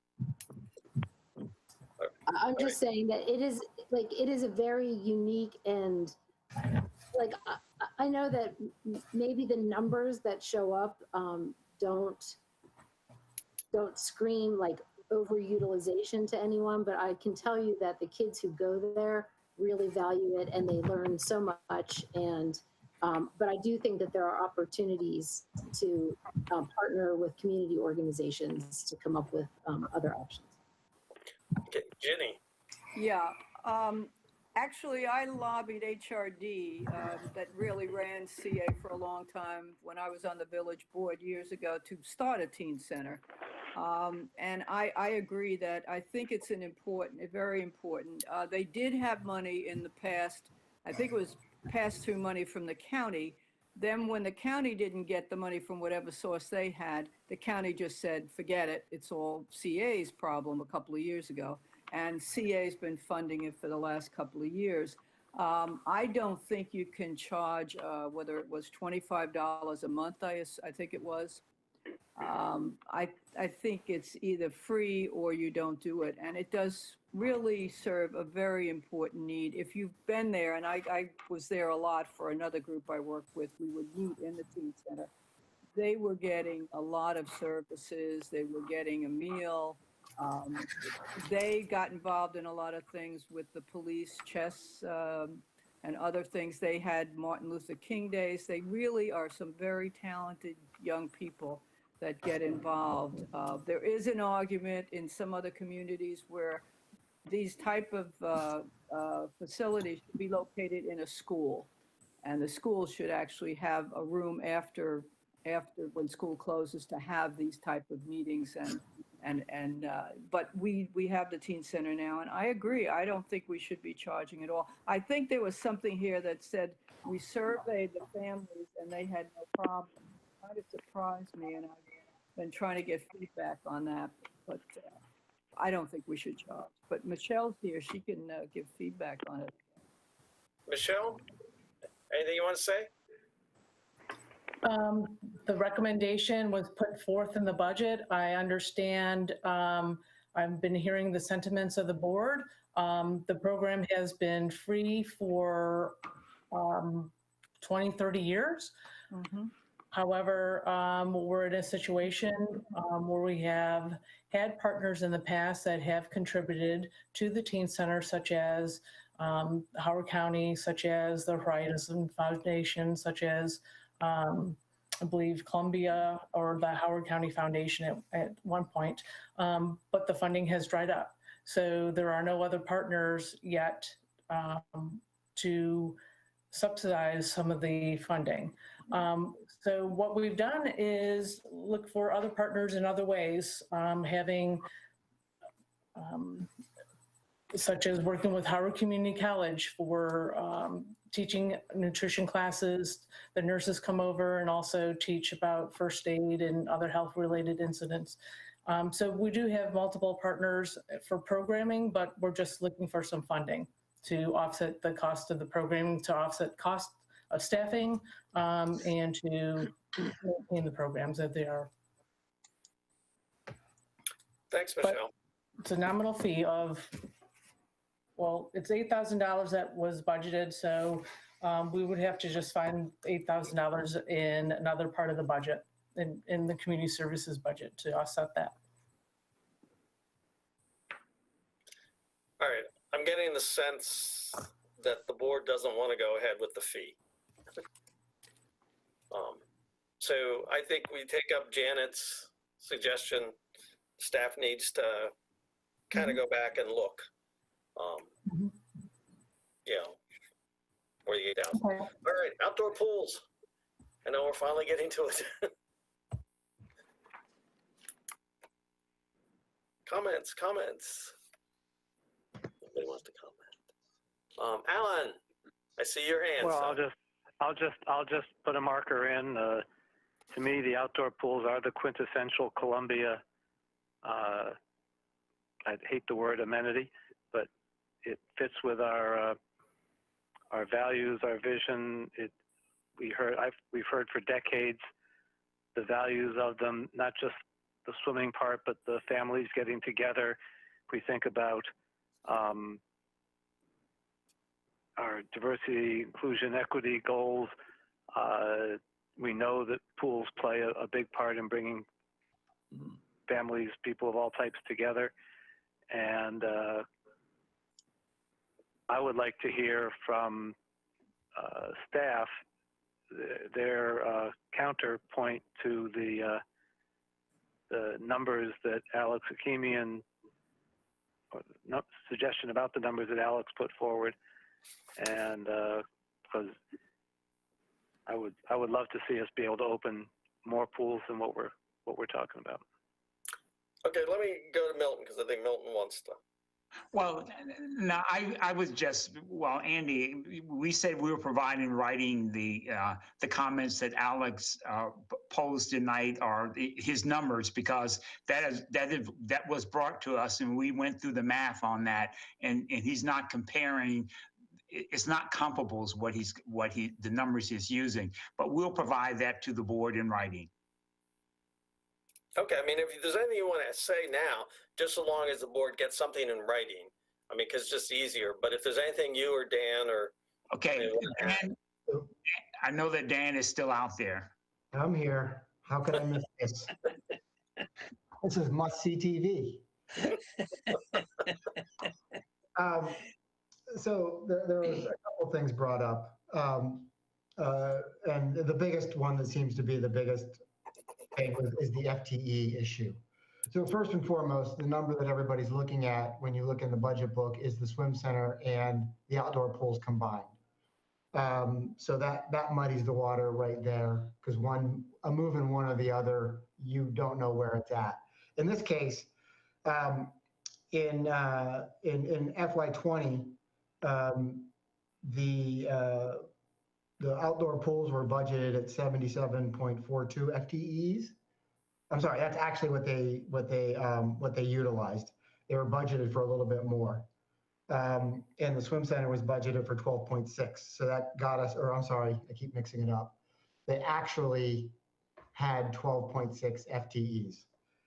So it's a total of 90 FTEs, which were actually staffed between the two facilities or the two programs in 20. And just to be clear, and I don't mean to be condescending, but an FTE, everybody is aware, it's full-time equivalent, but one FTE is equal to 2,080 hours. So, when you're talking about an FTE, it's equivalent to just over 2,000 hours. So one FTE is actually, when you're talking part-time people over a summer, that's a big swing. The budget for this year, for 22, the outdoor pools are budgeted at 71.14. So that's a swing of over 6 FTE. And as I've said before, the changes were mostly in the swim center with clippers, and we had some staffing shortages, which is why we were 95. We budgeted 95 in 20, but only executed on 90. So the outdoor pools are already budgeted for 6 FTE. That's 12,000 hours less than what 20 was, even though in the budget book, it looks like it's the same. It's not. It is dramatically different. And then the argument that, well, the payroll's the same. So therefore, you just draw the conclusion, since the payroll's the same, the FTEs are the same, everything's the same. For the 20 season, the minimum wage was $10.10 an hour. For the upcoming season, it's $11.75. And the vast majority of that staffing that we have over the summer are minimum wage lifeguards. And that impacts us dramatically, which is why you see the payroll looks the same. It's because minimum wage has gone up significantly. So really, it's not, as Milton said, it's not apples to apples. It is dramatically different. There are just some things that make it look like it's not. Then the other point that I want to address, and this is kind of line in the sand, you can't compare cutting operations at the front desk or in one of the other facilities with cutting operations at the pools. We're talking about people drowning. At the pools, it's eyes on the pool. It's having fresh lifeguards.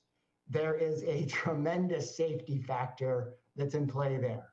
We did not cut any staffing at the indoor pools.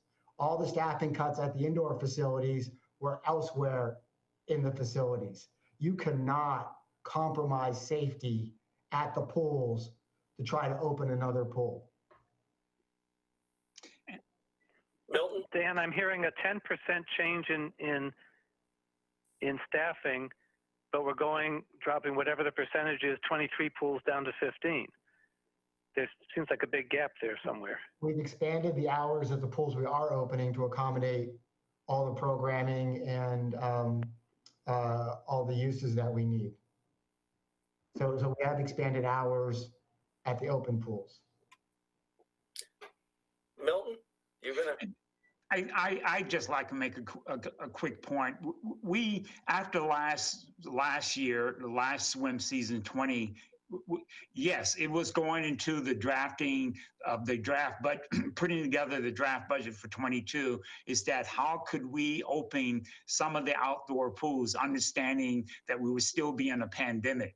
And so we looked at how we're going to do, but the point that I would like to, for the board not to be lost on the board, I've never been shy since I've been here that in my belief that we have an overabundance of cookie cutter outdoor pools. I think we're more into quantity than we are into quality. But still with that, we're trying to open 15 outdoor pools in a pandemic, not knowing what we're going to be able to do once we get to Memorial Day. One of the things I've said to Dan repeatedly is that we want to make sure we get out front with our messaging, understanding there's going to be a registration process, but also that experience that everyone talks about is not going to be the same this year that they're used to. It just simply cannot be and is not going to be there what they've been normally experiencing in an outdoor pool because of the pandemic and not knowing the restrictions we're going to have to deal with. So we're venturing out there with 15, still not knowing. We have already started incurring the costs.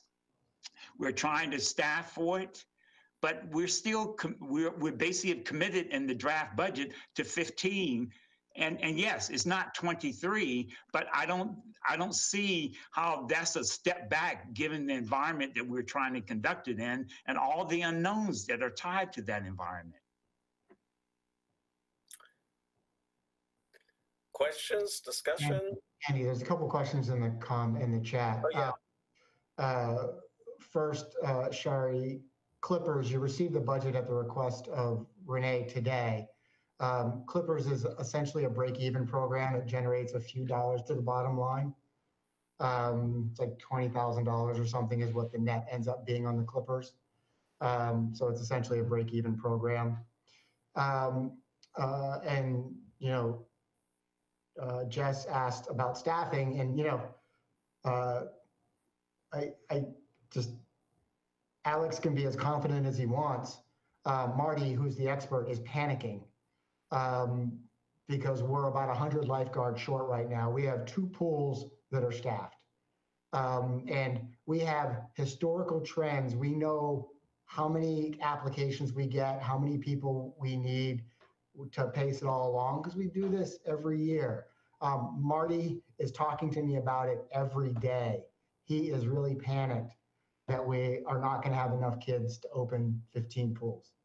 And just an idea, Howard County Community College is having a virtual, I think is a college but they're having a virtual job fair. And I said, Dan, can we do something with our aquatic staff at this? How can we be there? Or is this an opportunity for us? Because the numbers are not there yet. So Lynn, I was just going to mention that Lynn asked about the foreign worker model. That's also one of the reasons we can't find staff, because foreign workers can't come into the country because of COVID. First, it was the visa problems with some of the past presidents' administrative choices.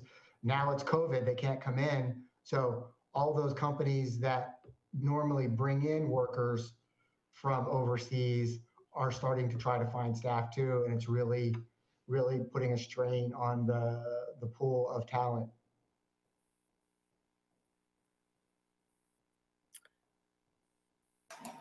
So can I just ask you, Dan?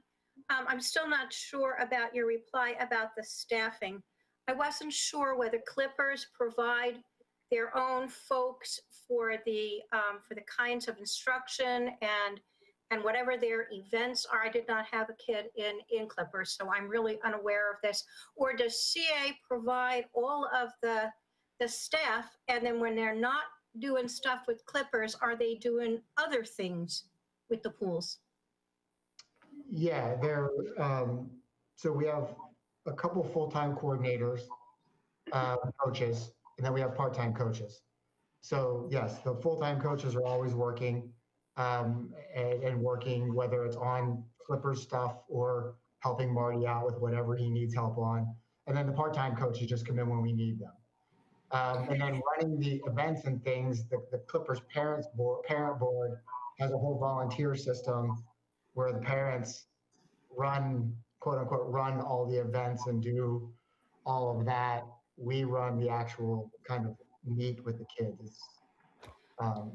Okay. So are those folks that work with the Clippers also available to work at those same pools where they've got the Clippers doing, that morning schedule, at least what I heard, the morning schedule. And then when we have like an open community swim, those folks are gone and we need part-time people? Yeah. Okay, so they don't really work with those pools. They're just Clippers. Yeah, they don't. They typically don't lifeguard because when Clippers is you're confusing. I think you're confusing CNSL with Clippers. So there's the neighborhood swim league, which happens. Right. Clippers happens at the swim center. That's a separate program. The CNSL is the neighborhood outdoor swim league, and those are all a lot of those kids are lifeguards. The kids who coach the CNSL are lifeguards as well. So yes, they do both. Okay. And CNSL are completely different programs. Okay. All right. So, There's no so Dan, let me just check, make sure I heard right. Basically, the Clippers are swim center, right? That's what they use. They're not using the outdoor pools. No. Okay, that's what I thought. Alan. That's not what I was told, but. Oh, wait a minute. Shari, you had something to add? Yeah, I was told that Clippers are going to be using the outdoor pools in the mornings. Is that not correct? With the CNSL swim teams.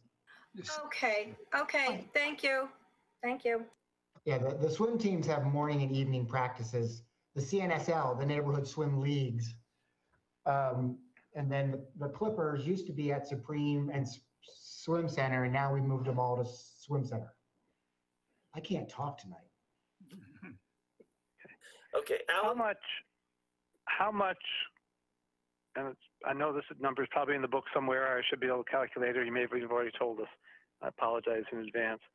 How much resident assessment dollars, or anybody's assessment, resident, business, whatever, pay for non-pool sports and fitness activities?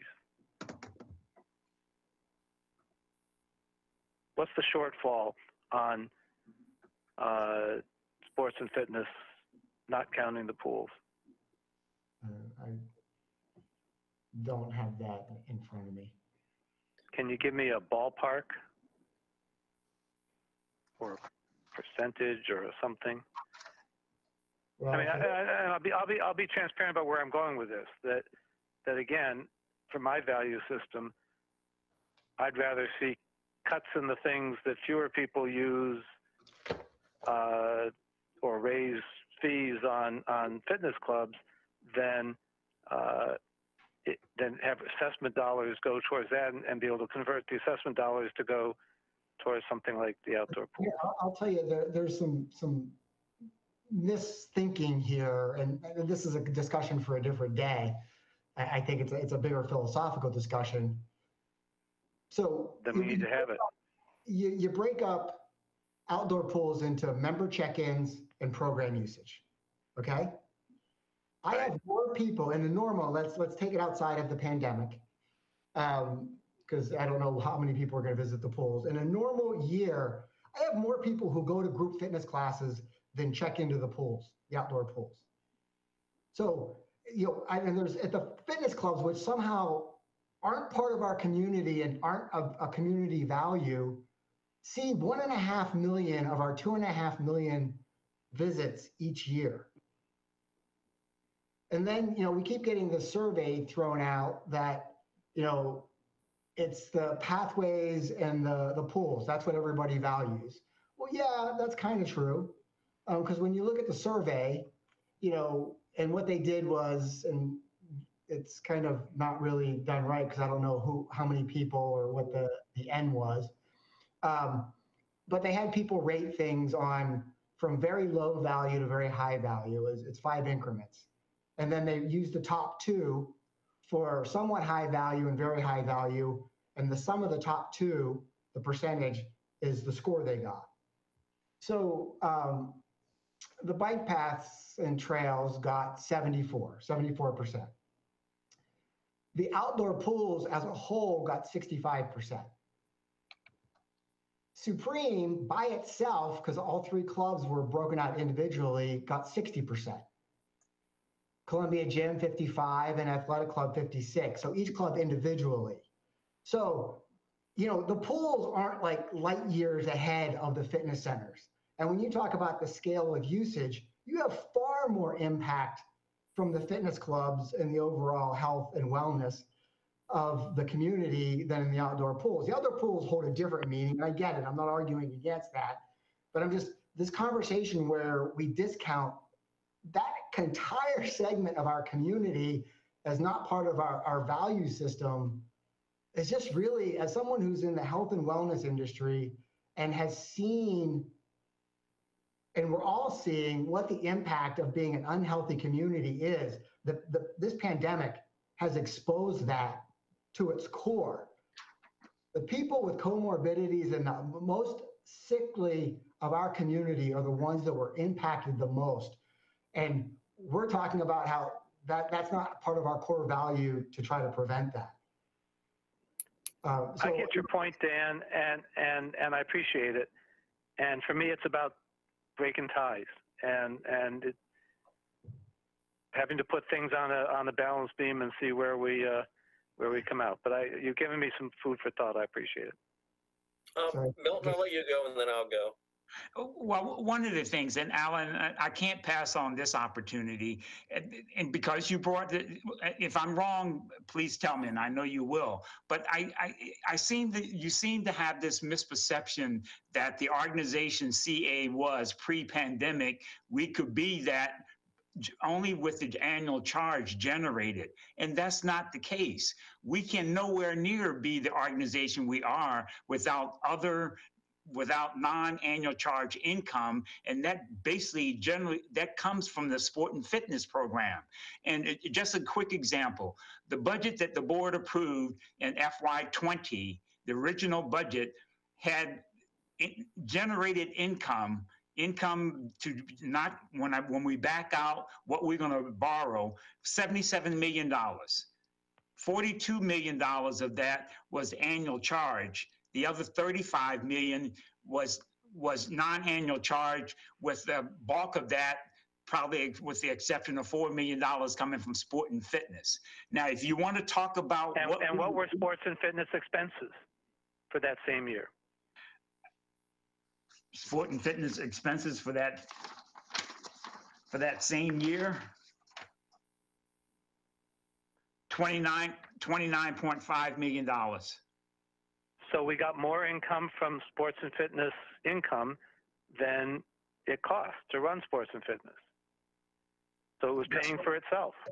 We were not using assessment dollars for that. No, wait a minute. That's my only point. Sports and fitness never made a profit. Not since between FY 18 and 20, it's lost $22.8 million. That's the problem. We started at a deficit and now it's larger, and we're trying to figure out how to get back to only losing $6, $7, $8 million a year. But we lose money on everything we do. No, we don't, Milton. Oh, yeah, we do. We made money at Columbia Gym. Okay, let's, I was actually in, Susan, do you want to answer something? I want to jump in, but. Well, I just, it's so much more complex. If we got board direction to run the sport and fitness programs at break even. It could be done, but then we would have to step away from the control over the pricing and the programs. There are things that would have to change. We would not then be having income subsidy programs or such steep resident discounts, and there would be some things would have to change. But I just I think it's complex, and I understand the passion on all sides. So. Okay, I wanted to actually address a little bit of Alan's comment. You know, the idea that the pools provide a sense of community. So I've been here a number of years, and I've seen that in certain pools. There are certain pools that really are highly used by the community, that they're packed. You can see them. But there are pools we have that year after year do not attract people, even the surrounding people. I mean, there are pools that you look year after year, and it's the same thing. There are times when there are more lifeguards than there are people. And so, yeah, in theory, for the majority of our pools, yeah, they are community, in a sense of community. And I'm hoping with 15, you know, maybe next year we can up the number a little bit. I don't know, but, you know, I'm willing to live with 15 right now. It's better than none. But there are some pools where I think we really need to look to see whether those pools really, because year after year not having anybody there, are they community?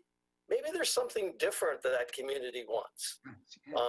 And so it's just like all the pools aren't the same. If every pool were crowded, if every pool had lots of people, then I'd look at it.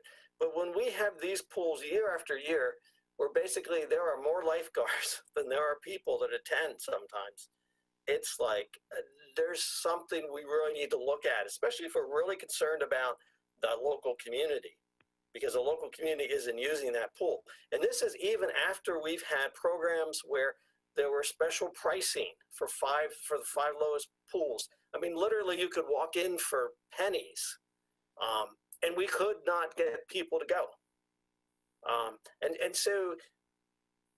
So part of my problem is the pools are important, and I think they're important. And I think for a number of places they serve a really good function. But that doesn't say that all 23 of them are actually serving what they should do. And maybe we need to relook at some of those pools. But I just want to add. So, I mean, I agree with you in a sense, Alan, that yes, the community aspect is really important. But there just are some pools that no matter what we've done, and we've done different programs over the years, it is the same pools. I mean, the populations change, and it's the same problem. They're just a handful of pools that don't seem to work. Alan? Yeah, I'm with you on that. I would be happy to have that look and make decisions around usage and cost and see where that goes. I'll just let you all know that I sat at my last village board meeting and told them that at this point I would be leaning more toward, although Marty and others gave me some reasons, maybe the reasoning was wrong, that Clary's seemed like a more versatile pool to open than Hobbits. And Hobbits is not only in my village, it's in my neighborhood. So I'm not advocating for losers. I'm not advocating, meaning pools, not people. I'm not advocating for any particular pool. I just would want us to make the decision on that basis, not on a I appreciate that the staff had sound reasoning around the choices they made. I'm still wondering if there's some things that we ought to modify for some of the reasons we've heard around equity issues, around need in certain areas that might have us want to spend more money in a particular area, and around the kinds of uses that a pool can have during open swim hours.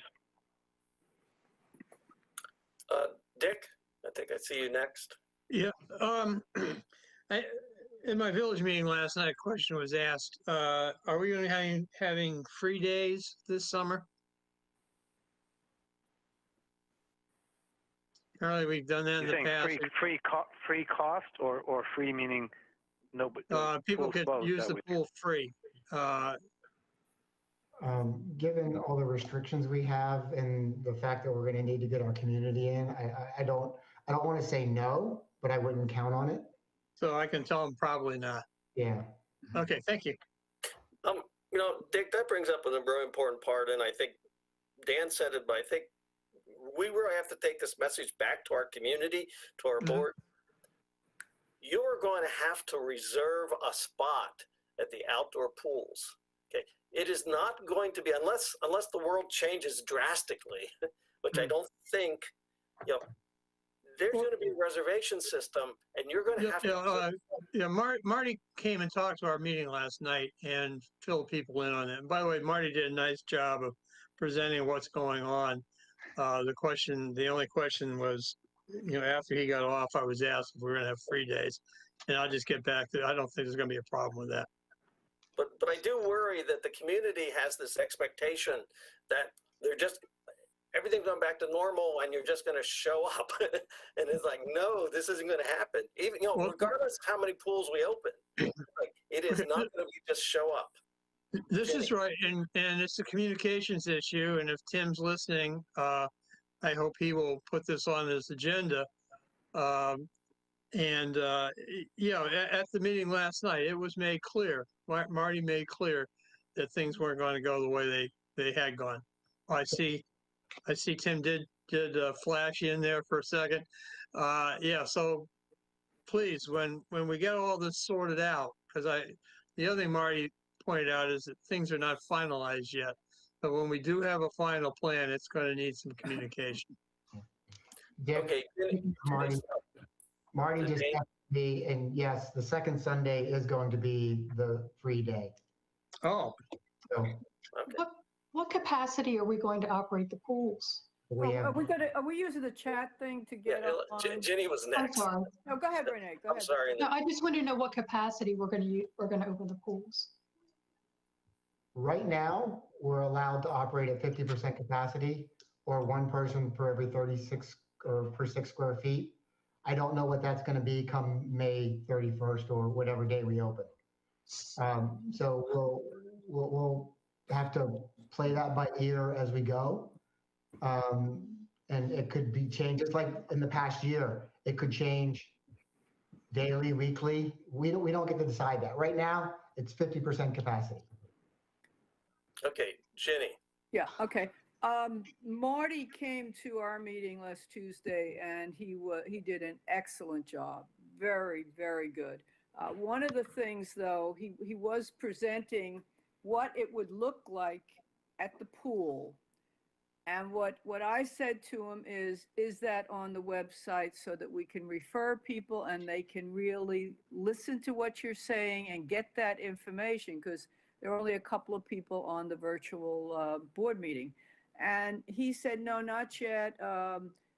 It's tentative. I said, the point I'm making is you should be talking to Tim and Danica and Milton and Dan and anybody else, and really think seriously about putting that on now with all the disclaimers that might change depending on what the governor says and Calvin Ball says and God knows who else says. But that right now, this is what it's going to look like. You owe that to the people now. They need to hear that, not just saying it to the village board, so that they get this idea and not what they're thinking, really thinking that it'll just be walk up and you walk in and everything will be fine. I just get reluctance that we're willing to do something like that is my concern. You can mark it with tentative, this might change, etc. I don't understand, why we're not doing that. Am I missing something or? Well, the concern is putting out inaccurate information too early. And so, well, you can put all the disclaimers you want on. People are going to see what they see, and then it's going to change between now and May 31st or whatever. I can't remember the exact opening date. Trust, we're working with Tim and the team. We will be communicating it. We'll be communicating it loudly and clearly, because it's not just going to be a problem for the members if they don't get the message. It's going to be a problem for us as well too, because we're going to have to try to unravel it all. So we're working on the plan, and we'll be communicating a lot. Okay. All right. The last point on that I'm concerned about is we're hearing from people that I am thinking about joining Atherton Swim Club, Hammond Village Swim Club, Forest Hill, and Marty's, and you hearing this as well. So they may just go ahead and do that by the time you get around to telling them what it might look like, even though with all the disclaimers, it could change. Keep in touch, keep watching this website. And we could be losing customers is what I'm concerned about. To be honest, they're not waiting for what it's going to look like. They're waiting for confirmation from the board that they're going to be open. No, it's both. It's both, because the open is maybe, I don't know, one pool that they really go to that is not going to be open. They're looking at these other things, but if they're waiting for confirmation from the board to approve or disapprove staff's recommendation. So we can't go out and say anything until the board approves what we put out there. Okay. One thing, one communicate. If you go out and you give the worst case scenario, saying this is what it looks like, we're trying to improve it, and then you improve the product, that's a good story. Start them off saying we're doing everything we can, but this is how far we are now. We're waiting for approval, and then keep feeding it. And oh, by the way, we're going to open this other pool, or we're going to extend the hours over here, or we're going to do free Sundays, whatever. You got to build a message here. The recommendations have been widely posted. Okay. Nobody on my board knew what they were. They said they hadn't been. At our meeting, he said they had not been. The current ones are, but not for the outdoor pools, were not on the website. That's what we were talking about. Operational procedures, but the recommended pools to be opened has been widely posted. I'm talking about how they will actually look tentatively as of today. And you could also say, I need more lifeguards, by the way, people. Can you, your kids let me add to that. Last night I discovered that Running Brook was going to be open. I didn't know that, and I had in my report to the village that it wasn't going to be open. So if I don't know that, nobody told me Running Brook was going to be open. Dick, it was the last information, the questions and answers we provided to the board. I didn't see it. Okay. I think Running Brook got swapped with Fall. Yeah, it was in order to help out the downtown people who didn't have a pool. I think it was a wise decision, but I didn't see anything on that. Nobody on the board has any idea. My board, my village board, knows what's going on. So I think the time to start telling people about the summer and getting them excited, making sure they know that we're going to be opening pools, that there are things that are still being decided, but here's the best we know right now. I think we got to get that message out. All right, let me ask, we're over time. The sense of the board, staff has proposed opening 15 pools. So what's the sense of the board? Fine. Who's okay with it?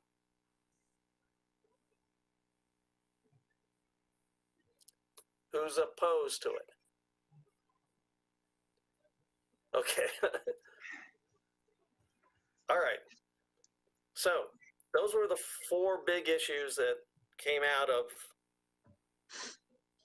the email request.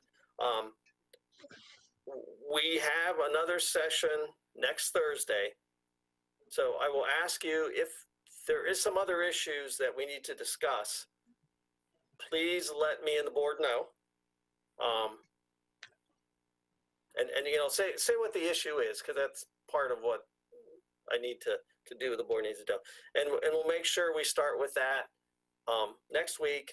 And remember, part of our meeting next week for the work session is devoted to the village issues.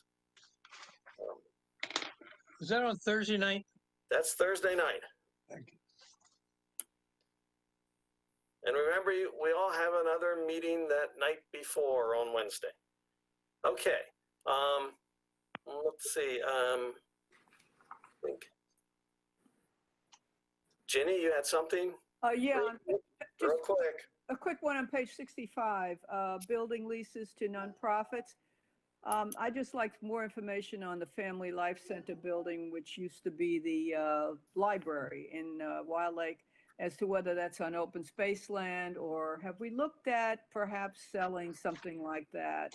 I know the justification that you're giving here, but is that something where it's time to just say we shouldn't be a landlord there anymore, or is it on dedicated open space and we can't do that?